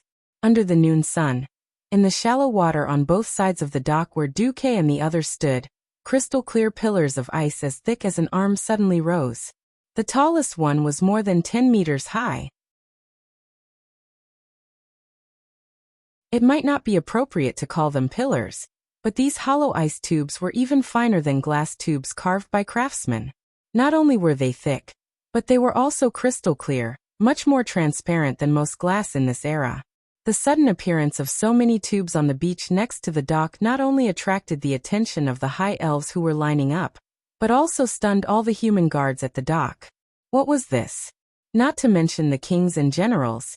Even the elves who had lived for countless years and thought they were knowledgeable couldn't tell what it was at all. Percussion music? Organ? But it didn't seem like it. Duque gave Aurelia the most confident smile, raised his left hand in a very pretentious manner, and snapped his fingers. 28 hands of magic appeared next to the ice tubes in 2 rows, like musicians in an orchestra who were preparing to play instruments. Each pair of hands of magic that emitted soft white light made a relaxed posture similar to a conductor's starting hand. In the next second, the performance began. Bang! With a bang, as a team of hands of magic touched the 3rd tube on the left, the ice tube immediately flew into the air, and then, like a silver bottle exploding, it instantly exploded into countless ice crystal powder. The ice crystals made of seawater exploded and dispersed under the sunlight, forming a gorgeous effect like fireworks. Aurelia's sexy long ears twitched. She seemed to hear a sound. Me? She thought she was hallucinating, but as more hands of magic made the tubes rise into the air and explode like plucked strings, not only did the powdery ice crystals form a colorful rainbow in the sky, but she also heard a complete song. Mi mi fa suo suo fa mi. This was a song that crossed endless time and space, civilizations, and worlds. Beethoven's classic, Ode to Joy, was presented in the most magical form in Duque's hands. The joy and excitement in the song were all clearly and unmistakably conveyed to the ears of everyone present. Most of the human soldiers were uncouth and instinctively felt that the rhythm was pleasant and joyful. But the high-ranking nobles and kings knew what was good for them. Of course, the most knowledgeable were the high elves, who had spent thousands of years of boredom and immersed themselves in music and art when they had nothing to do. Most of the high elves were self-proclaimed nobility, and looked down on a young and short-lived race like humans. They felt that humans were very uncouth, but in fact, they were not much better than the so-called barbaric orcs. Duque had completely changed their views. Not only in their eyes, but Duque had an unparalleled talent for songwriting. There was also Duque's extraordinary control of magical elements. Most of the high elves who were rangers were not very talented in magic, but it did not mean that they had no vision. The long years had given them unparalleled experience and vision. They could almost see at a glance that although Duque's mage level was not high, his exquisite and terrifying control of magic was definitely not inferior to most of the members of the Silver Moon Council. What level was the members of the Silver Moon Council? They represented the pinnacle of the High Elves' magic civilization. It would not be an exaggeration to say that they stood at the peak of the magic field in the entire world. This was quite a high evaluation. Looking at Duque waving his hands lightly like a conductor, pretending to direct those hands of magic to play the song without making any mistakes. The three Windrunner sisters who were present were angry and amused at the same time. But the three sisters who had seen through Duque all regarded it as a small mistake in casting multiple spells. After all, normally, no one could do so many different things at the same time without making a mistake. Oh, so he is Duke Marcus, the calm Lilith said softly to herself. In the whisper of wind, Servanas laughed and said, "You really are a little guy with endless new surprises. No wonder Big Sister loves you so much," not hesitating to. Enough! Aurelia interrupted Servanas in the whisper of wind. Ignoring the others' reactions, Aurelia the Great Demon Queen was very satisfied. She walked over in public and gave Duque a passionate kiss. Well, unfortunately, it was on Duque's forehead. Little brother Duque. Duque was speechless. Damn.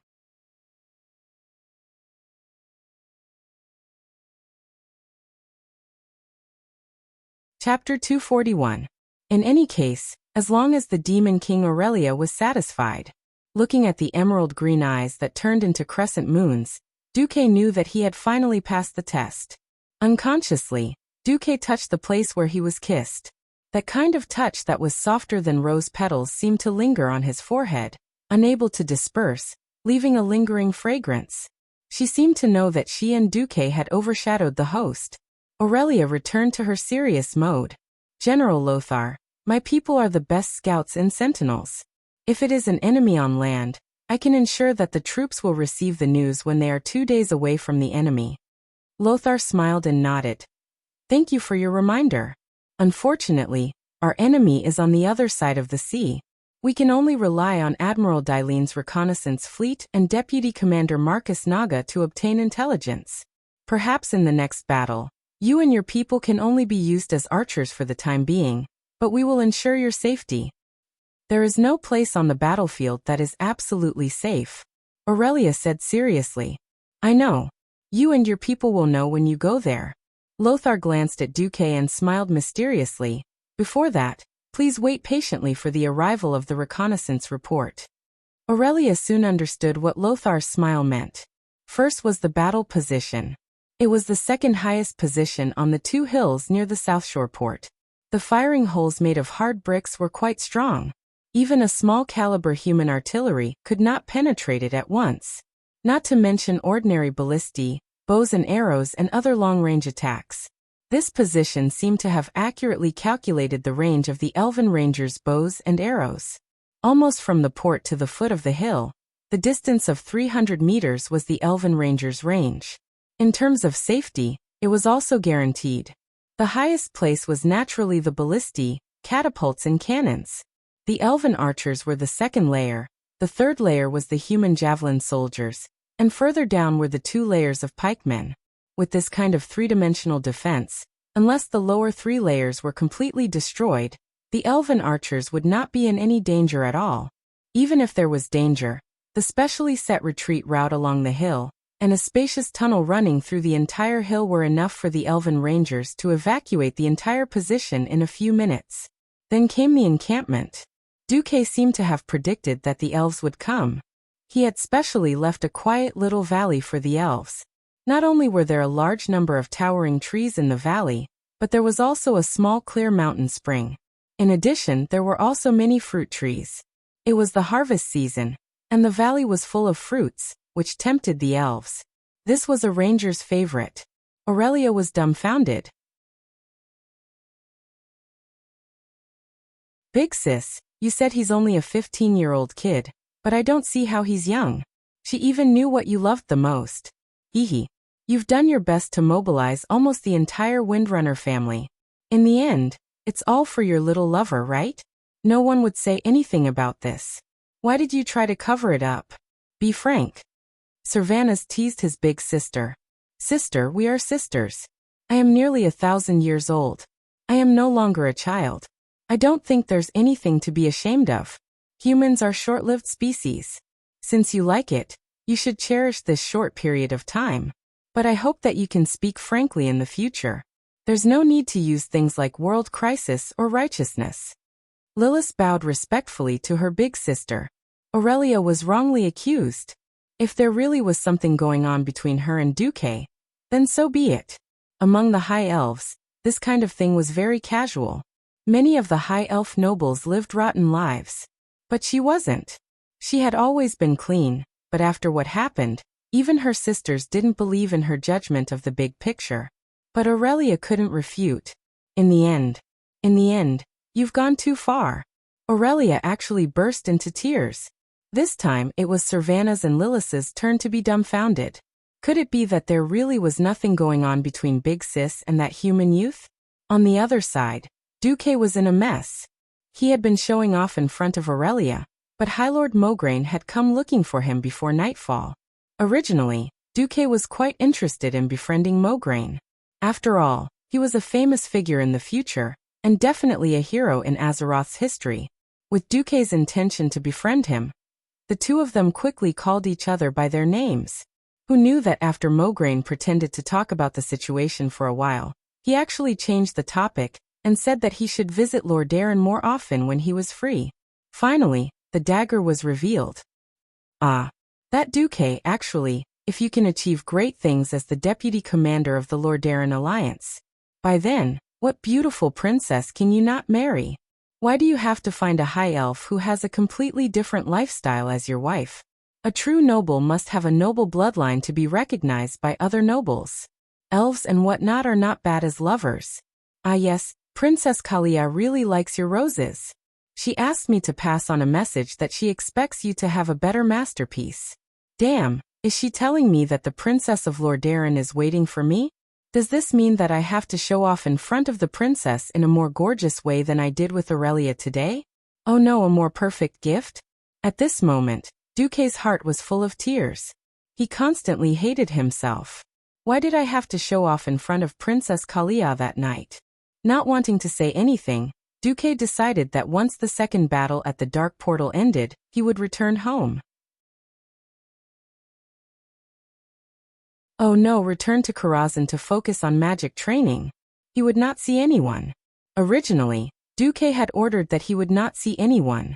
But in the evening, Duque's system elf and 2 of Duque's guards became vigilant at the same time. Who? A man and a woman's voice spoke in unison. The woman was naturally Duque's little maid, Vanessa. She lifted the right side of her maid's skirt at lightning speed, revealing a white thigh and a neat row of throwing knives tied to it. It was probably a thief's ultimate skill. Fan of knives, throwing more than a dozen sharp knives at any suspicious target. The man was Duque's new guard. one of the first 5 holy paladins, Gavinrad Bad Luck. There was a turning point in history.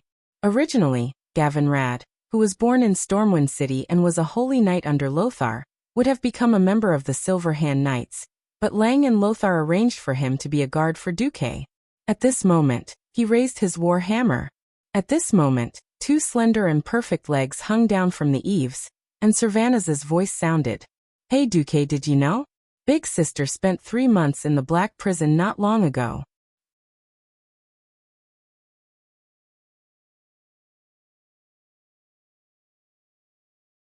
Chapter 242. Duque was dumbfounded after hearing that. Jail? Jail. Why would Aurelia go to jail? There was no record of Aurelia ever going to jail. What's going on? Duque's face was as gloomy as water. Vanessa, Gavinrad, please leave for a moment. Your Excellency, we. Gavinrad still wanted to persuade Duque. After all, in his eyes, the High Elves weren't very reliable. I insist. Duque was resolute. Vanessa had never seen Duque react so fiercely. She suddenly realized that this high elf named Aurelia had an extraordinary place in Duque's heart. Vanessa and Gavinrad left. They didn't go far. They were less than 20 meters away from the house, staring at the window quietly. Servanaz somersaulted into Duque's room. Servanaz couldn't hide his surprise as he looked at the hands of magic that were scribbling documents all over the room. But she soon focused her attention on the person in question, and she saw a pair of eyes that were full of remorse and remorse. They shouldn't be the eyes of a carefree 15-year-old boy. They were more like the eyes of someone who had been through vicissitudes and pain. Servanaz suddenly felt that she had come to the right place. Speak. I'm listening. It wasn't an order, but more like a plea. Sitting behind the desk, Duque clenched his fists and pressed the back of his fingers against his lips. That's because of a High Elf Mage Apprentice Handbook. Duque's heart lurched and his face darkened.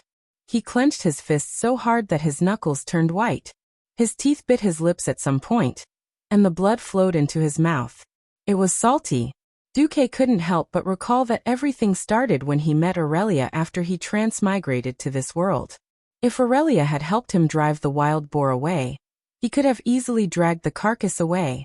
In that case, this letter containing the secret manual of the arcane fire circuit that the Sun King had imparted to Kale. That was the key to Duque's true rise. It was not an exaggeration to say that without this handbook, Duque could have become an outstanding mage. However, it was only excellent. There was still a huge gap between the current transcendents, who could easily defeat mages of the same level or higher. Duque secretly compared it to other mages. Even those legendary mages like Krasis and Kel'Thuzad, his arcane fire magic circuit, was not inferior. What did he rely on? Wasn't it just Aurelia's seemingly unintentional gift? It was hard for Duque to say what kind of attitude and feelings he had towards Aurelia. But Duque definitely knew one thing that couldn't be erased. Aurelia was definitely his benefactor. Now that Aurelia was in jail because of him, Duque almost went mad with anger. Servanaz did not seem to see Duque's reaction, and continued to tell his story in one breath.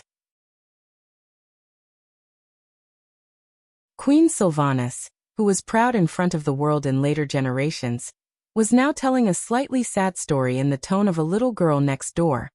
Originally, it was purely an accident that this handbook fell into Elder Sister's hands. But Elder Sister didn't know that Third Sister, Sasha, had signed an agreement that forbade this handbook from being circulated to anyone outside the Windrunner family. Violators would be severely punished. Sasha forgot to tell Elder Sister about this. She only told Elder Sister to return this handbook to Prince Kale. That's when she passed by the Dalajan.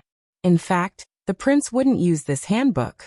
However, due to his adherence to the confidentiality of magic, the prince, who didn't receive the handbook, reported this matter to the kingdom. Later, this matter alarmed His Majesty, Sun King Anastrian. Originally, it wouldn't have been a problem even if an apprentice's handbook was lost. Even if there was a problem, with the power of the Windrunner family, it could be easily settled. The problem was that this handbook contained the secret of the Sunstrider royal family's arcane magic circuit. If this secret hadn't been cracked and used, Elder Sister would still be fine. The problem was that there was a human youth who obtained this handbook and discovered this secret. He even used the arcane spell circuit training tutorial in this handbook to complete the basic construction of the arcane fire magic circuit in one step. If this youth was an ordinary person, as long as the Kuel Salus royal family sent a spellbreaker troop to destroy his magic circuit and stop the leakage of magic, then everything would be fine. Unfortunately, when this matter was discovered, the youth had already become an important minister of a human kingdom. After all, this matter was the High Elf's own fault. Moreover, the Sun King's secret possession of the magic circuit construction aroused strong dissatisfaction from the Silver Moon Council. So in the end, Elder Sister was only sentenced to 3 months of imprisonment in the Black Prison. Perhaps you will think that 3 months is not long, but for the Windrunner who loves freedom and is naturally undisciplined, this is more painful than the death penalty. Elder Sister wouldn't let any of us sisters tell you, but I still couldn't help it, because not long after Elder Sister came out, she asked about you again. When she heard about your deeds and that you became the Alliance's deputy commander, Elder Sister, who originally planned to come alone, used all her connections and mobilized the entire Windrunner family's elites to help. I don't know why Elder Sister did this, but I only know that you owe Elder Sister a lot of favors. I once suspected that you were Elder Sister's lover in the human world, so I tested you when I got off the ship. At this point, Sylvanas shrugged a little dejectedly. Well, I still don't know what the relationship between you two is, but if you harm Elder Sister again, this time it will be the other 3 sisters who won't let you go. After a long sigh, Duque opened his mouth. To Queen Sylvanas' surprise, Duque did not promise any compensation, nor did he make any oath. He just said something without rhyme or reason. Time will eventually prove that I am lucky to know Aurelia. It is the Windrunner's luck that Aurelia knows me. Sylvanas tilted her head curiously, and then her figure flashed and disappeared into the gradually darkening sky. The room fell into silence again. After a long time, Duque suddenly said, "Sister Aurelia, shall we go out for a walk?" The forest 30 meters behind the wooden house was also dead silent. After a full 10 seconds, a faint response came from the forest. Okay. As the night fell, Duque and Aurelia walked side by side in a forest far away from the refugee camp and the military camp.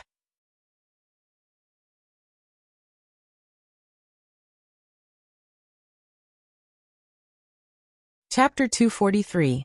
The woods were quiet. Apart from the chirping of insects and birds, there wasn't even the roar of large beasts. There might have been beasts before this year, but since the arrival of a large number of refugees and the repeated sweeps of locust-like hunters, there were only small beasts left in the forest of the Hillsbrad Hills. The two walked side by side for a long time without saying a word. The atmosphere was quiet and a little awkward. Especially Aurelia. She began to panic a little. After a year, Duque had undergone an earth-shattering transformation. She heard that the curse made him a little older, but she didn't expect that he had changed from a 15-year-old boy to a handsome young man. In the past, she could look down on Duque with her tall figure, satisfying her impression of a big sister. Now, because of Duque's growth, even when she walked with Duque, she felt like lovers? Originally, she was just curious about Duque, because a 15-year-old human male was no different from a baby in Aurelia's eyes. So Aurelia could tease Duque and make fun of Duque. But in just a year, Duque's change was so great that Aurelia was tongue-tied. Regardless of whether it was in terms of physical growth, strength, or status, it was all in terms of growth. This Duque was completely unfamiliar to her. But Duque seemed to know her very well and had prepared everything for her, which made her feel extremely warm. Not only was Aurelia confused, but Duque was also confused. After thinking for a long time, Aurelia spoke first. Actually, you don't have to care about me being in prison. I should say that I'm just in solitary confinement. I'm also treated well in prison. When you grow up, you will understand that everyone has to be responsible for what they do. Although I was punished for my mistakes, it has nothing to do with you. Don't feel like you owe me anything. Duque smiled faintly. I don't think the kings of the 7 human kingdoms are stupid enough to let a child be the deputy commander of the Alliance. Aurelia was choked by Duque. You. Aurelia suddenly became angry. She had been imprisoned for 3 months for this brat, and this brat was actually showing off.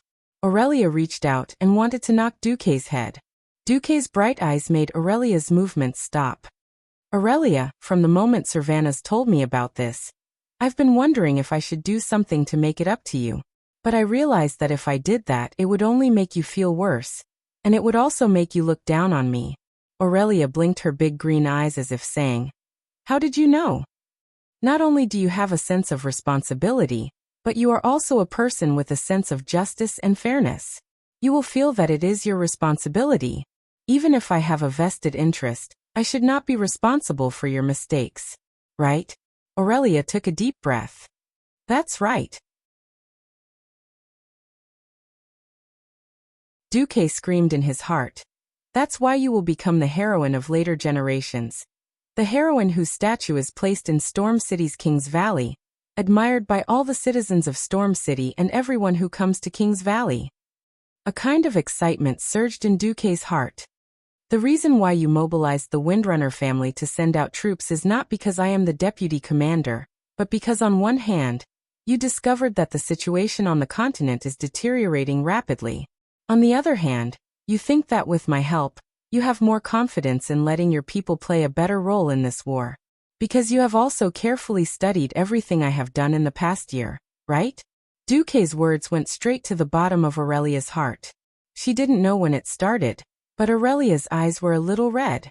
That was the feeling of relief that came from finally being recognized for everything she had done. In the end, she nodded heavily. At this time, Duque suddenly reached out to grab Aurelia's arms. Aurelia was stunned for a moment, but in the end, she didn't resist. Duque stared into the clear eyes of this beautiful elven ranger. "Straighten your chest, Sister Aurelia. Because of the letter you sent, Storm City had a once-in-a-century magic genius. This genius relied on this circuit to support Karazhan in the battle to kill his way to Sargeras. Because of your letter, Storm City had a great mage who was good at using flames. He burned hundreds of thousands of orcs. And because of your letter, this genius young mage created a giant ice block and saved 50,000 elite Stormwind warriors who had no hope of escaping. In the end, because of your letter, a new legend was created, and this legend continues to write the legend of him and Aurelia Windrunner as the deputy commander of the Alliance. With your momentary sacrifice, you cultivated a child of destiny who changed the history of the entire continent, and even the fate of all intelligent creatures on the planet. Sister, will you feel better if I say this?" Duque's words were like enlightenment, and it suddenly made Aurelia wake up. Aurelia's eyes were filled with that almost untamed wildness again. "Oh, why didn't I realize before that you are so good at talking, kid? In that case, my 3 months in the little black room were not in vain. It seems that I should consider giving you a trophy or something." Duque smiled. "That's good. Stop being so smug. I spent 3 months in a little black room with no fun places to go and no books. That's not a small price to pay. Kid, are you ready to be my servant?" I've been very busy recently. I probably have to work for someone, and it might be 100 years later," Duque said seriously. "Bastard. No one can renege on a debt to me, Aurelia Windrunner. No one." Aurelia pretended to roar and choked Duque's neck. "Humph. As a man, he will definitely not owe anything." "Oh, that's it?" Aurelia suddenly remembered something. "We sisters look quite similar, and you humans all look the same to us high elves. How did you tell us apart?" "Luckily you did, or else I really wouldn't be able to defend myself."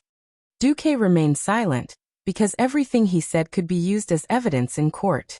Yes, if he confessed, he would be severely punished. If he resisted, he would be lenient, and he would go home for the new year. Unfortunately, Duque only controlled his mouth, but forgot to control his eyes. He unconsciously glanced at Aurelia's cleavage. With just one glance, Duque was in trouble. Aurelia suddenly realized that this little bastard could tell them apart based on the weight of the Meat Mountain Demon King. "You bastard!" Slap. A crisp slap came from the forest, startling countless birds.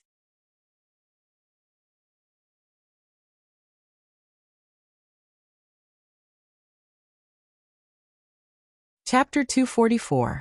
Ouch. Ouch. Ouch. The mighty Sea King, Sky Wizard, and Alliance Deputy Commander Duke Marcus was in a small wooden hut, nursing his wounds. Sir, you have no self-respect. There is no need for you to accommodate that wild woman from Kuel Salis. As a powerful wizard who deserves the most perfect protection, as an important minister of Stormwind, as one of the most important figures in the Alliance, you should consider finding a suitable noble lady to marry, instead of running to those wild women who jump around in the forest all day and getting beaten up. Gavinrad was using holy light to treat Duque's wounds. Duque grimaced, but did not refute Gavinrad's words. This did not mean that Duque approved of it. It was just that it was useless to say anything. Gavinrad Misfortune, as the most capable of fighting among the new generation of Stormwind City nobles, was forced by Lothar to attend Archbishop Fael's ceremony, and became one of the 7 Holy Knights. Unfortunately, among the 7 Holy Knights, Gavinrad's strength was only above the weakest Windsor, and even below Bolvar, whom Duque had forced in. As one of the 5 Holy Knights in history, Gavinrad also had the least presence. In the later Battle of Andoril, Gavinrad died at the hands of Arthas, who had turned into a Death Knight. It was not that Gavinrad was weak. In terms of strength, if the strongest Uther was defined as the maximum value of 100, then Gavinrad would be around 82. It was probably at an excellent level. The main reason was that the other Holy Knights were too arrogant. His natural strength was not off the charts, coupled with a large amount of aristocratic thinking and a lack of devotion to the Holy Light. His performance in history was not outstanding enough. As a guard, his performance was enough to make Duque feel at ease. Even though he knew that Gavinrad was doing it for Duque's own good, sometimes some words were very harsh, such as, "Sir Marcus, if you need to vent, I would suggest that you." Gavinrad glanced at Vanessa, and then said in a deadpan manner, "Find a maid, such as Vanessa, that would be good. After all, she is one of us," and Vanessa's embarrassment turned into anger. She used shadow steps to flash behind Gavinrad and used backstab. However, paladins were like cockroaches that couldn't be killed. Moreover, Vanessa's training was far from perfect. To everyone's surprise, Gavinrad turned around and punched Vanessa and her dagger away with a fist that was glowing with holy light. "Oh, it's fine if Vanessa doesn't want to. However, my first teacher back then was my maid. Even today, when I wasn't married, she was still my lover. My lord, you should understand that marriage between nobles is very prudent." On the other side, little Vanessa roared, "Asshole, I won't let you off. Hey, Vanessa is my maid." "Of course, sir. I'll try my best not to hurt her." As he spoke, Gavinrad sent Vanessa flying with another punch. All right. I know which family I'm going to marry. Don't talk about this anymore." "Understood, my lord." Apart from thinking like a noble, Gavinrad was also an excellent paladin. However, that was all. Duque would send Windsor to help him control the Marcus family's private army, but he would not let Gavinrad go. In the following days, the relationship between Duque and Aurelia, how should it be said, it should be normalized. Things would go as they should. They would not be overly intimate, nor would there be any so-called estrangement. The two got along naturally. The only problem was that Aurelia still often treated Duque as a child. Lothar also teased Duque from time to time, saying that he had occupied the 2 most beautiful elven rangers, but could not eat either of them. Time entered November 11th. Lothar found that there was nothing that could make him laugh. The Griffin sentries stationed near the wetlands, near the mountains around Ironstove Castle, had returned, almost as corpses. In order to ambush them, the Horde had sent out a large number of search teams. Proudmoore's ship had also returned, and Duque's Naga scouts. They all brought the same bad news. The Horde had seized more than 90% of the land of the dwarf kingdom of Cosmoden, and began to use the dwarven mines to build their own ships. Unlike the wooden transport ships before, the ships were large and rough iron ships. They were very clumsy, but they could carry thousands of orcs in their cabins. These ships would quickly carry the Horde across the water. Their target was obviously South Shore, or to be precise, the west coast of South Shore.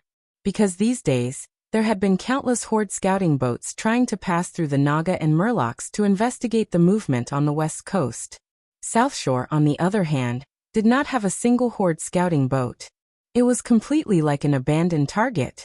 It seemed that if the horde successfully landed on the west coast of Hillsbrad, they would be at the midpoint between here and Gilneas, not far from the territories of Gilneas, Dalajan and Alterac.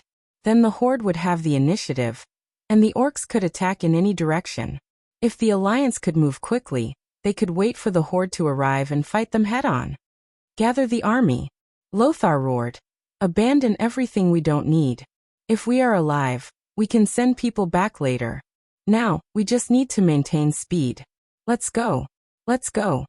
When his other adjutants were about to go out of the headquarters to gather their own troops, Lothar turned around and looked at Duque. The king stood next to him. Sorry, your South Shore defense line seems to be useless. The horde has changed a great chief, and it feels much smarter. Lothar comforted the young Duque. Not only Lothar, but many others also gave Duque a comforting look.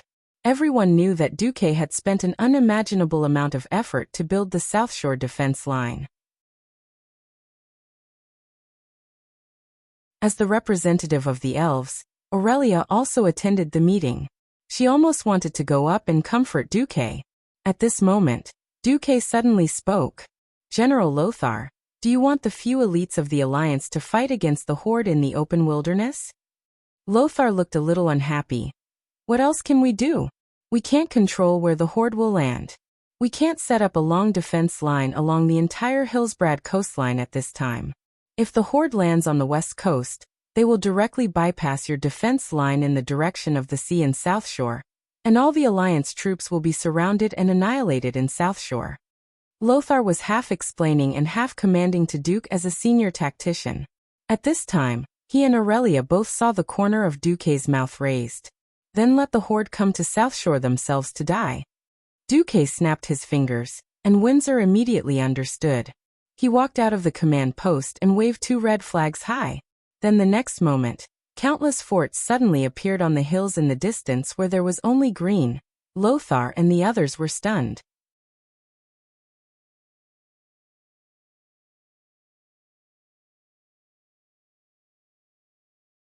Chapter 245. That's impossible. One by one, the green trees fell to the ground, revealing the behemoths behind them. They were grayish-white fortresses of varying heights, some with 2 floors, some with 4, and some with 5 floors. They followed the winding terrain of the hills by the beach, extending all the way to the horizon. How many fortresses were there? It was as if Duque had captured all the stonemasons and carpenters in the world overnight, and made them work for 100 years in an instant. King Terenas and the others were not familiar with Duke. Even Leon and Lothar, who had witnessed the miracle of cement, were confused. When did Duke get so much cement? When did he organize the craftsmen to make so many fortresses? He had practically fortified the entire coastline. Not only the leaders in the command center, but even the soldiers who passed by the mountain could not help but point at the things on the mountain. Seeing Duke conjuring up so many bunkers like magic, everyone in the command post felt a sense of reverence, as if they were worshipping a ghost or a god. Are all these real?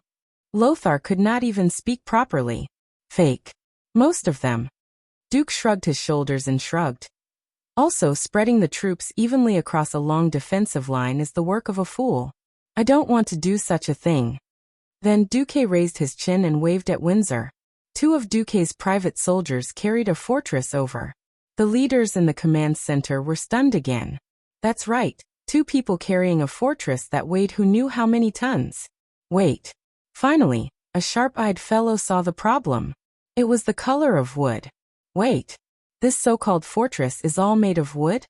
King Salas of Stormguard could not help but ask. Duque smiled in a self-righteous manner.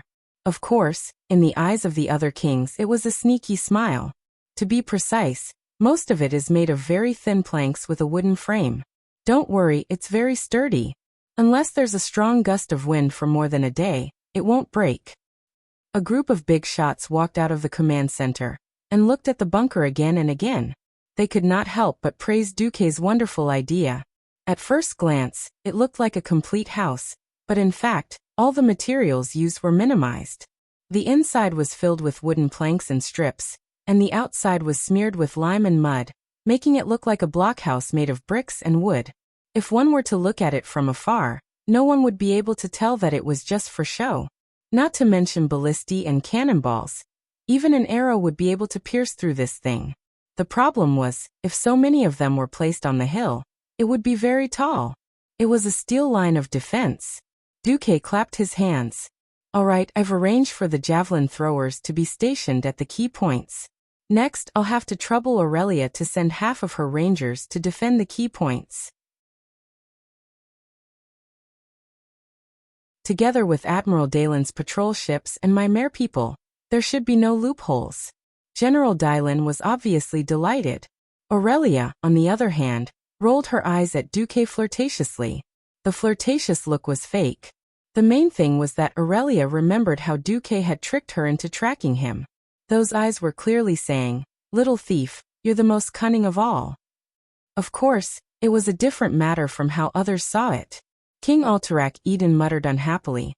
"Didn't you say that the tribe changed to a new chief? Is this guy smarter than before? Will he fall for it?" This was indeed a problem. But it was not a problem for Duque. After the demonstration, everyone returned to the command center. In fact, this new great chieftain has always been my and Lothar's old rival. Duque laughed heartily as he looked at Lothar. Black Hand is just a brute. All his previous strategies were the ideas of his deputy, the current chief, Orgrim. If you pay attention, you'll find that this guy's fighting style is actually the same as his opponent's sudden inspiration in the Elven Forest. Lothar rubbed his chin as he recalled the past. Yes, I'm also curious about the enemy's commander. He can fight head-on and has strategies and tactics. I thought he was an enemy with a strong sense of the big picture. I had my doubts for a long time after killing Black Hand. Such a smart guy shouldn't have challenged me to a duel. Hey, you haven't answered my question yet. King Eden was very unhappy. Why do you think he'll definitely send the tribe to their deaths at South Shore, where we have the best defense? Based on the fact that I understand my enemy. Based on the fact that they will think. Since we are going to attack by force anyway, we might as well attack the place with the best landing conditions. Duke purposely paused for a moment. There must be people who are not convinced by my words, right? Humph. King Eden snorted coldly. Duke raised his right hand and pointed his thumb at the huge block of ice that was placed next to the window of the command center. During the previous alliance meeting, some people questioned whether that ugly head belonged to the tribe's chief. Now we can try it. If the tribe really refuses to come, we'll hang the head at the gate of South Shore and raise the war flag we stole. We'll know whether these two things are real or fake once we try them. When Duque said this, Lothar's eyes lit up astonishingly. Lang even clapped his hands in amazement. Good. If the old king of a country was killed on the battlefield, and even his head was cut off, what was the easiest way for the new king to establish his authority? Wasn't it just to kill the old king's enemy and clear his name? It could also boost the morale of the people. The same logic applied to the tribes that were more courageous and valued individual strength more. Antonidas stroked his long white beard. Are we going to hang the chief's head from the start? No, no, no. Duque shook his right index finger. That's too wasteful. I'm very confident that Orgrim will attack South Shore. This move is just a safety measure, or it can only be used when forcing the tribe to bleed. Force the tribe to bleed? How ruthless. The kings could already imagine how the tribe would feel when they found out that South Shore was a super tough nut to crack, and was about to retreat, but had to continue sending troops to deal with this death trap. That wasn't all. Duque drew a line on the map. As long as the tribe can't cross the sea through this shortest route, they'll have to make a big detour no matter if they go west or east. By then, Dalen, your fleet can. If the tribe went around South Shore through the wetlands, it would be hundreds or even thousands of nautical miles no matter which way they went. If Dalen's fleet couldn't even handle the transport ships that wouldn't resist, they might as well sink themselves. You're tuning in to the Li Mei's Wuxia Whispers YouTube channel. We're so grateful for your support, and don't forget to subscribe to join us on this incredible journey through captivating stories. Your generosity through donations truly makes a world of difference, as it's the primary source of revenue that allows me to expand and enhance this channel for you. Thank you from the bottom of my heart for being a part of this adventure.